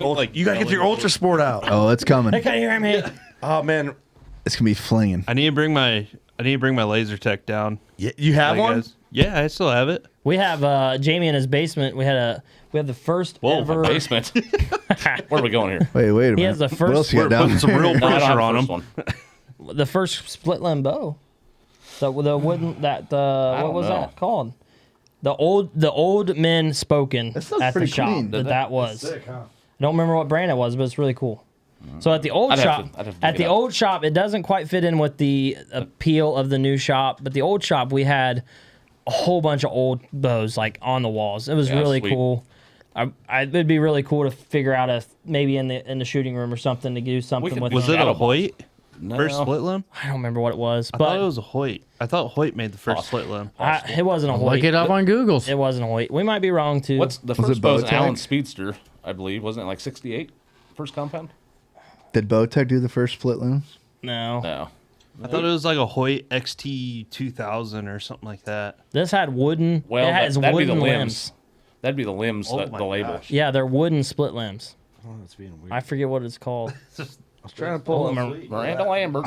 God damn. Thick a Lambert. That boy thick. I'm trying to pull up. Sorry, I'm trying to not distract the She taking a podcast. shot? I'm so distracted. That's a fupa if I've ever seen. I'm trying to pull up the photo of my dad with that, but I don't remember if he even has it on here. He probably doesn't. No, he doesn't. Never mind. I was gonna pull up some old Hoyt photos because Yeah. I wanted to bring up some of the old school ones that were cool. Like that. The history of archery is so cool to dig into. You know, Kevin Cranberg, Jamie mentioned him earlier.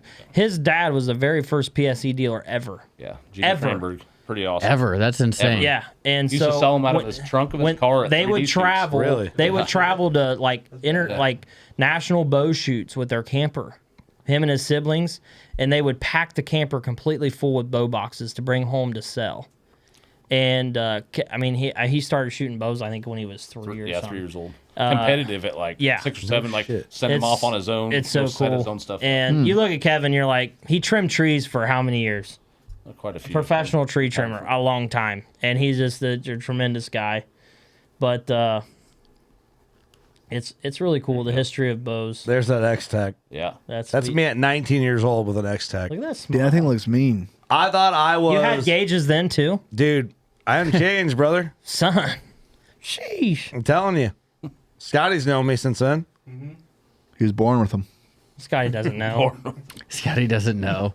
Yeah, that's the X-Tech. I love. That's the cool thing about the photos, man. It's He's like super bougie. You got the limb saver little resonator on the cable rod and everything. I wish I would have took better Dolled that thing pictures. up. Oh, was I bougie for that? So my dad bought that off eBay. And Really? It came with that. So whoever was before me was bougie. Nice. But then it's like I sold it because we couldn't just like buy another bow without selling the first bow. Yeah. And I remember my dad, I got a Hoyt Ultra Sport, my very first like real compound. I remember my dad sold it on eBay to get that X-Tech. And I'm like, the X-Tech to me was like would be like getting the bow that I have now, the Ultra. Like I thought they had the commercials and the ads for the X-Tech, and I thought when I got that thing, and it was like, and it was a year or 2 years old at that time. And I was like, dude, I got an X-Tech. Yeah. Like, you pull it out of the case in front of people and you're like, check this. Yeah, look at this bad boy. Yeah. Step back. Fucker's badass, isn't it? Step back. That's how I felt Got that way about sunglasses I bought a Matthews Outback in 2004 when they released that bow, and I cashed in savings bonds for that joker. And I mean, I was so proud of that thing. I thought it was the toughest thing ever. I'd literally open the case, but man, I wonder if anybody's checking out my sweet bow. I'm such a dork. What was the old Hoyt just in that era that had the flames in the riser? Was it just a flame tech? It was just a custom riser you could get. I mean, it was like the PSEs with the skull camo. That was like the Target bow, wasn't it? No, like a ProTech. Yeah. It was a hunting bow. No, it was a hunting bow. Hoyt. Well, you could do ProTech XT 2000. Yeah, see like the Flame ProTech over here. Yeah. Aerotech. That's the recurve. No, it had flames in the cut of the riser with flames. That wasn't a Reflex. No, it was a Hoyt. Because I know on the Reflex bows, they did like the what's Buck Tracks and Timberwolf and all that stuff too. Yeah. Oh no, it had the flames in the riser. Hoyt. Gosh, I'm usually good with that. Let me ask Hoyt or Chat GPT. You know, trying to be that. There's the X-Tech. That's a good look at the X-Tech right there. What? So, hey, it has a Carolina Archery Foxfire sight on it too. Oh, guys, dude, what was that fucking? You guys remember when Hoyt made the bow sights and it was like an elk head as the mount? Yeah, the white tail.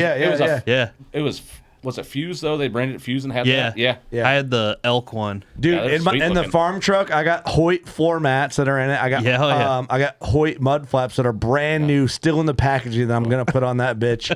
And then we had Hoyt did all the chrome skull stuff. In high school, I had all those like Hoyt shirts. They had this old black Hoyt shirt of $2 fighting, and it said Hoyt, the old Apple logo. Yeah. And I wore that so much that like the screen printing would wear off.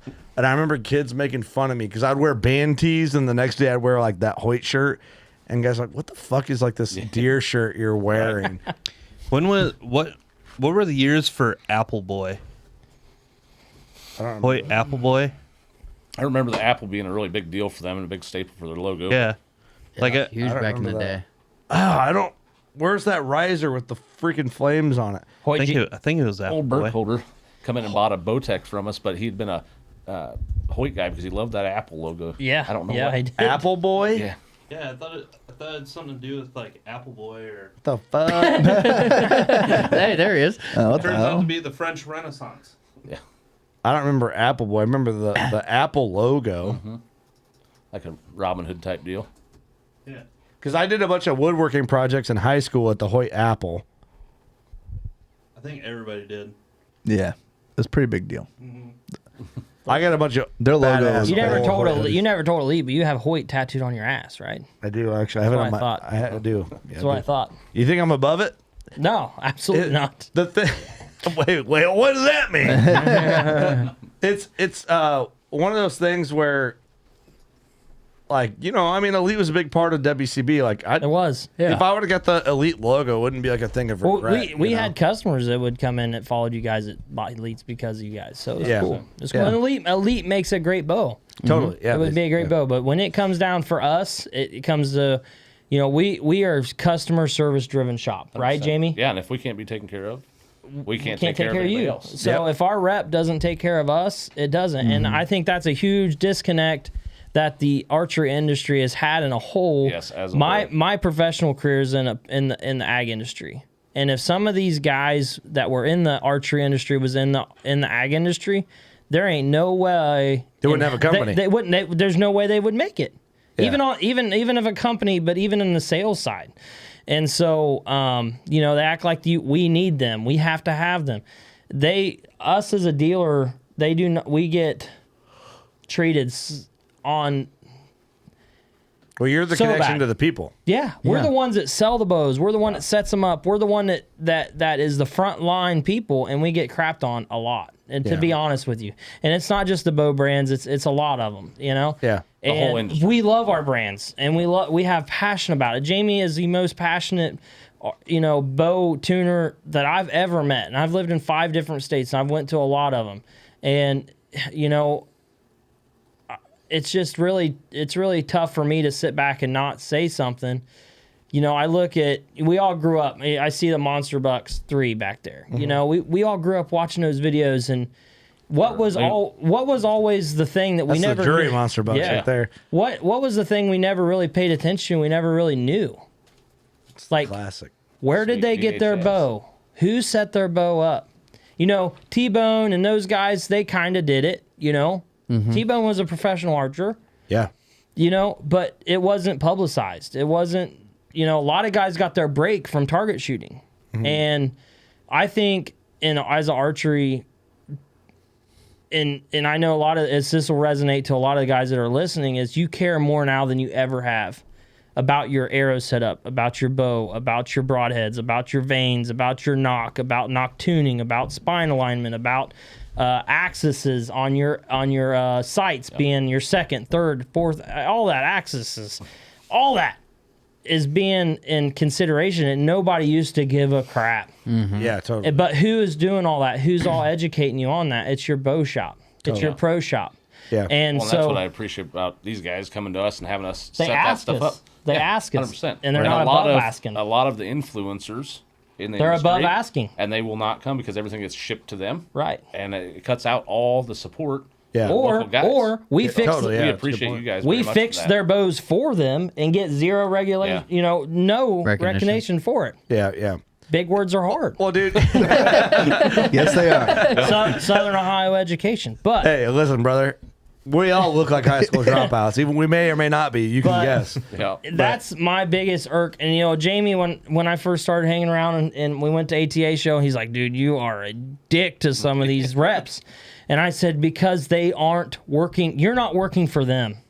Totally. They're working for us. That's a great point. And and you guys working with Hoyt and stuff, I hope we can have that relationship where Hoyt can see the benefit of working with a local shop. I've always said, totally. if you're sponsored by Hoyt, by Matthews, by PSE, everybody, you should get a bow. If they want to send it to you, whatever, but you have to go to your local shop that you support, and you need to do a video. You need to help them support in marketing, because some of your pro shops are either ran by older gentlemen or ladies or people that don't have the resources to push social media or push on make and edit YouTube videos and push marketing like that. Yeah, it could be a huge break. And the archers now, today's archers care more now than they ever have about their setups, in my opinion. Yeah. I'd agree, for sure. I would too. Well, just education. Yeah. And you guys see it more than anybody. Yeah, it's all out there. Yeah. Yeah. You've never had so many resources to information, ever. Right.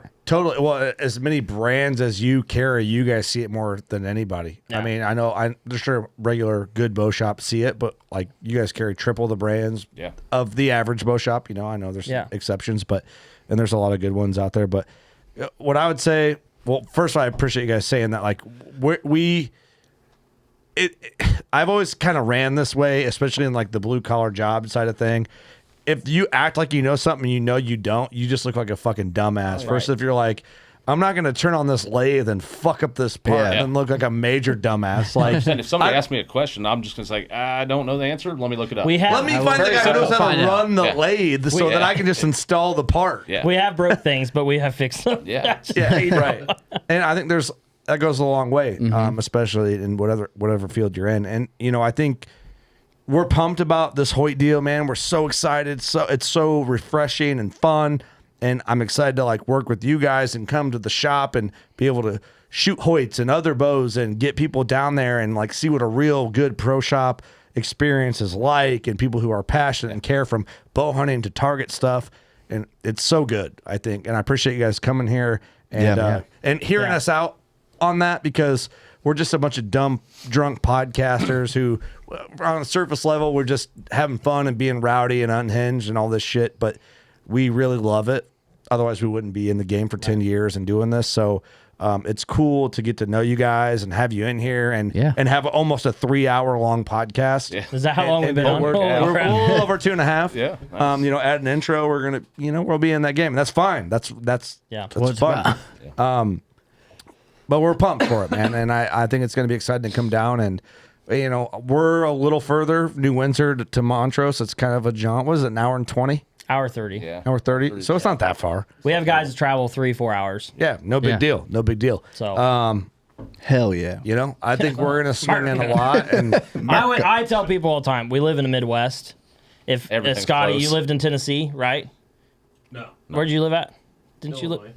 I thought you Your lived dad in lives in Knoxville, Tennessee. or something. Yeah, my dad lives in Tennessee. Yeah, but like you get out east, everything's close. Like, I got to drive 10 miles down the road. That's so far. You live out here? Yeah, but their 10 miles might take you an hour. Yeah, it's curvy and it doesn't follow property lines. Yes, I agree. Southern Ohio is the same way, but still, like an hour and a half. I got made fun of that because I said everything's 15 minutes, and then people that aren't from here are like, yeah, if your 15 minutes is 40 minutes. My family comes to see me like, yeah, we're just running down the road. It's like 20 minutes down the road. We're going to go to eat. Like 40 minutes later, like, what the hell? Where are we going? Yeah, no, we're going to Burlington. It's not that far, I promise. Yeah, I say that. But like, you guys are close to Old Barn Taxidermy, so if you're a listener of ours, you're going to Old Barn, you're close to F6.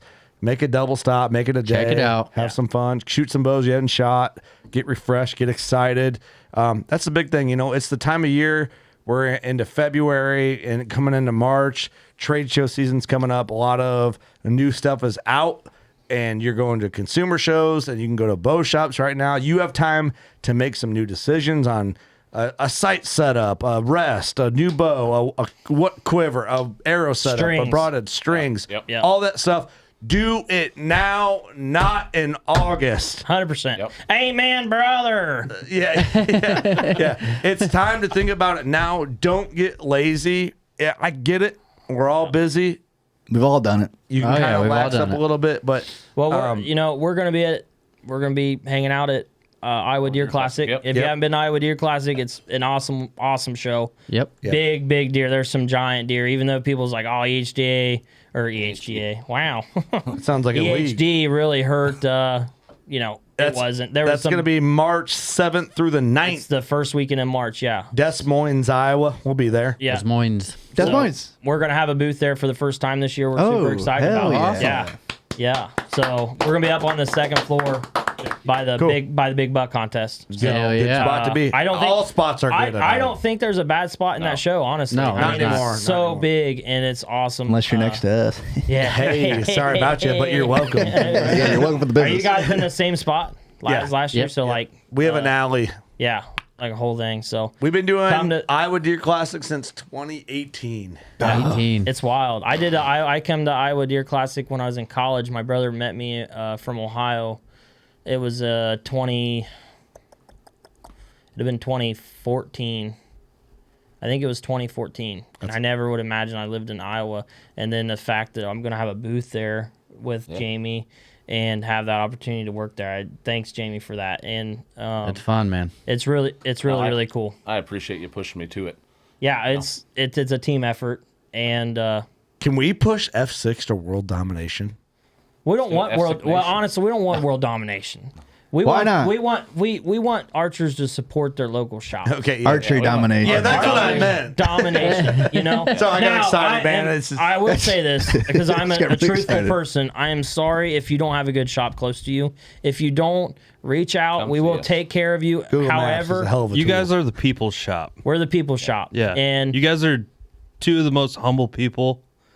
Like after talking we're this whole 3 hours tonight, like on air, I've met you guys. Off air, I met you guys like we're short bearded guys. here We're and kinda there like you, before, Scotty. but like you guys are good people. You guys run a good thing. Appreciate you. You got a really good bow shop. The real deal. Scotty's jealous Yeah. that you guys are setting more bows now, not him.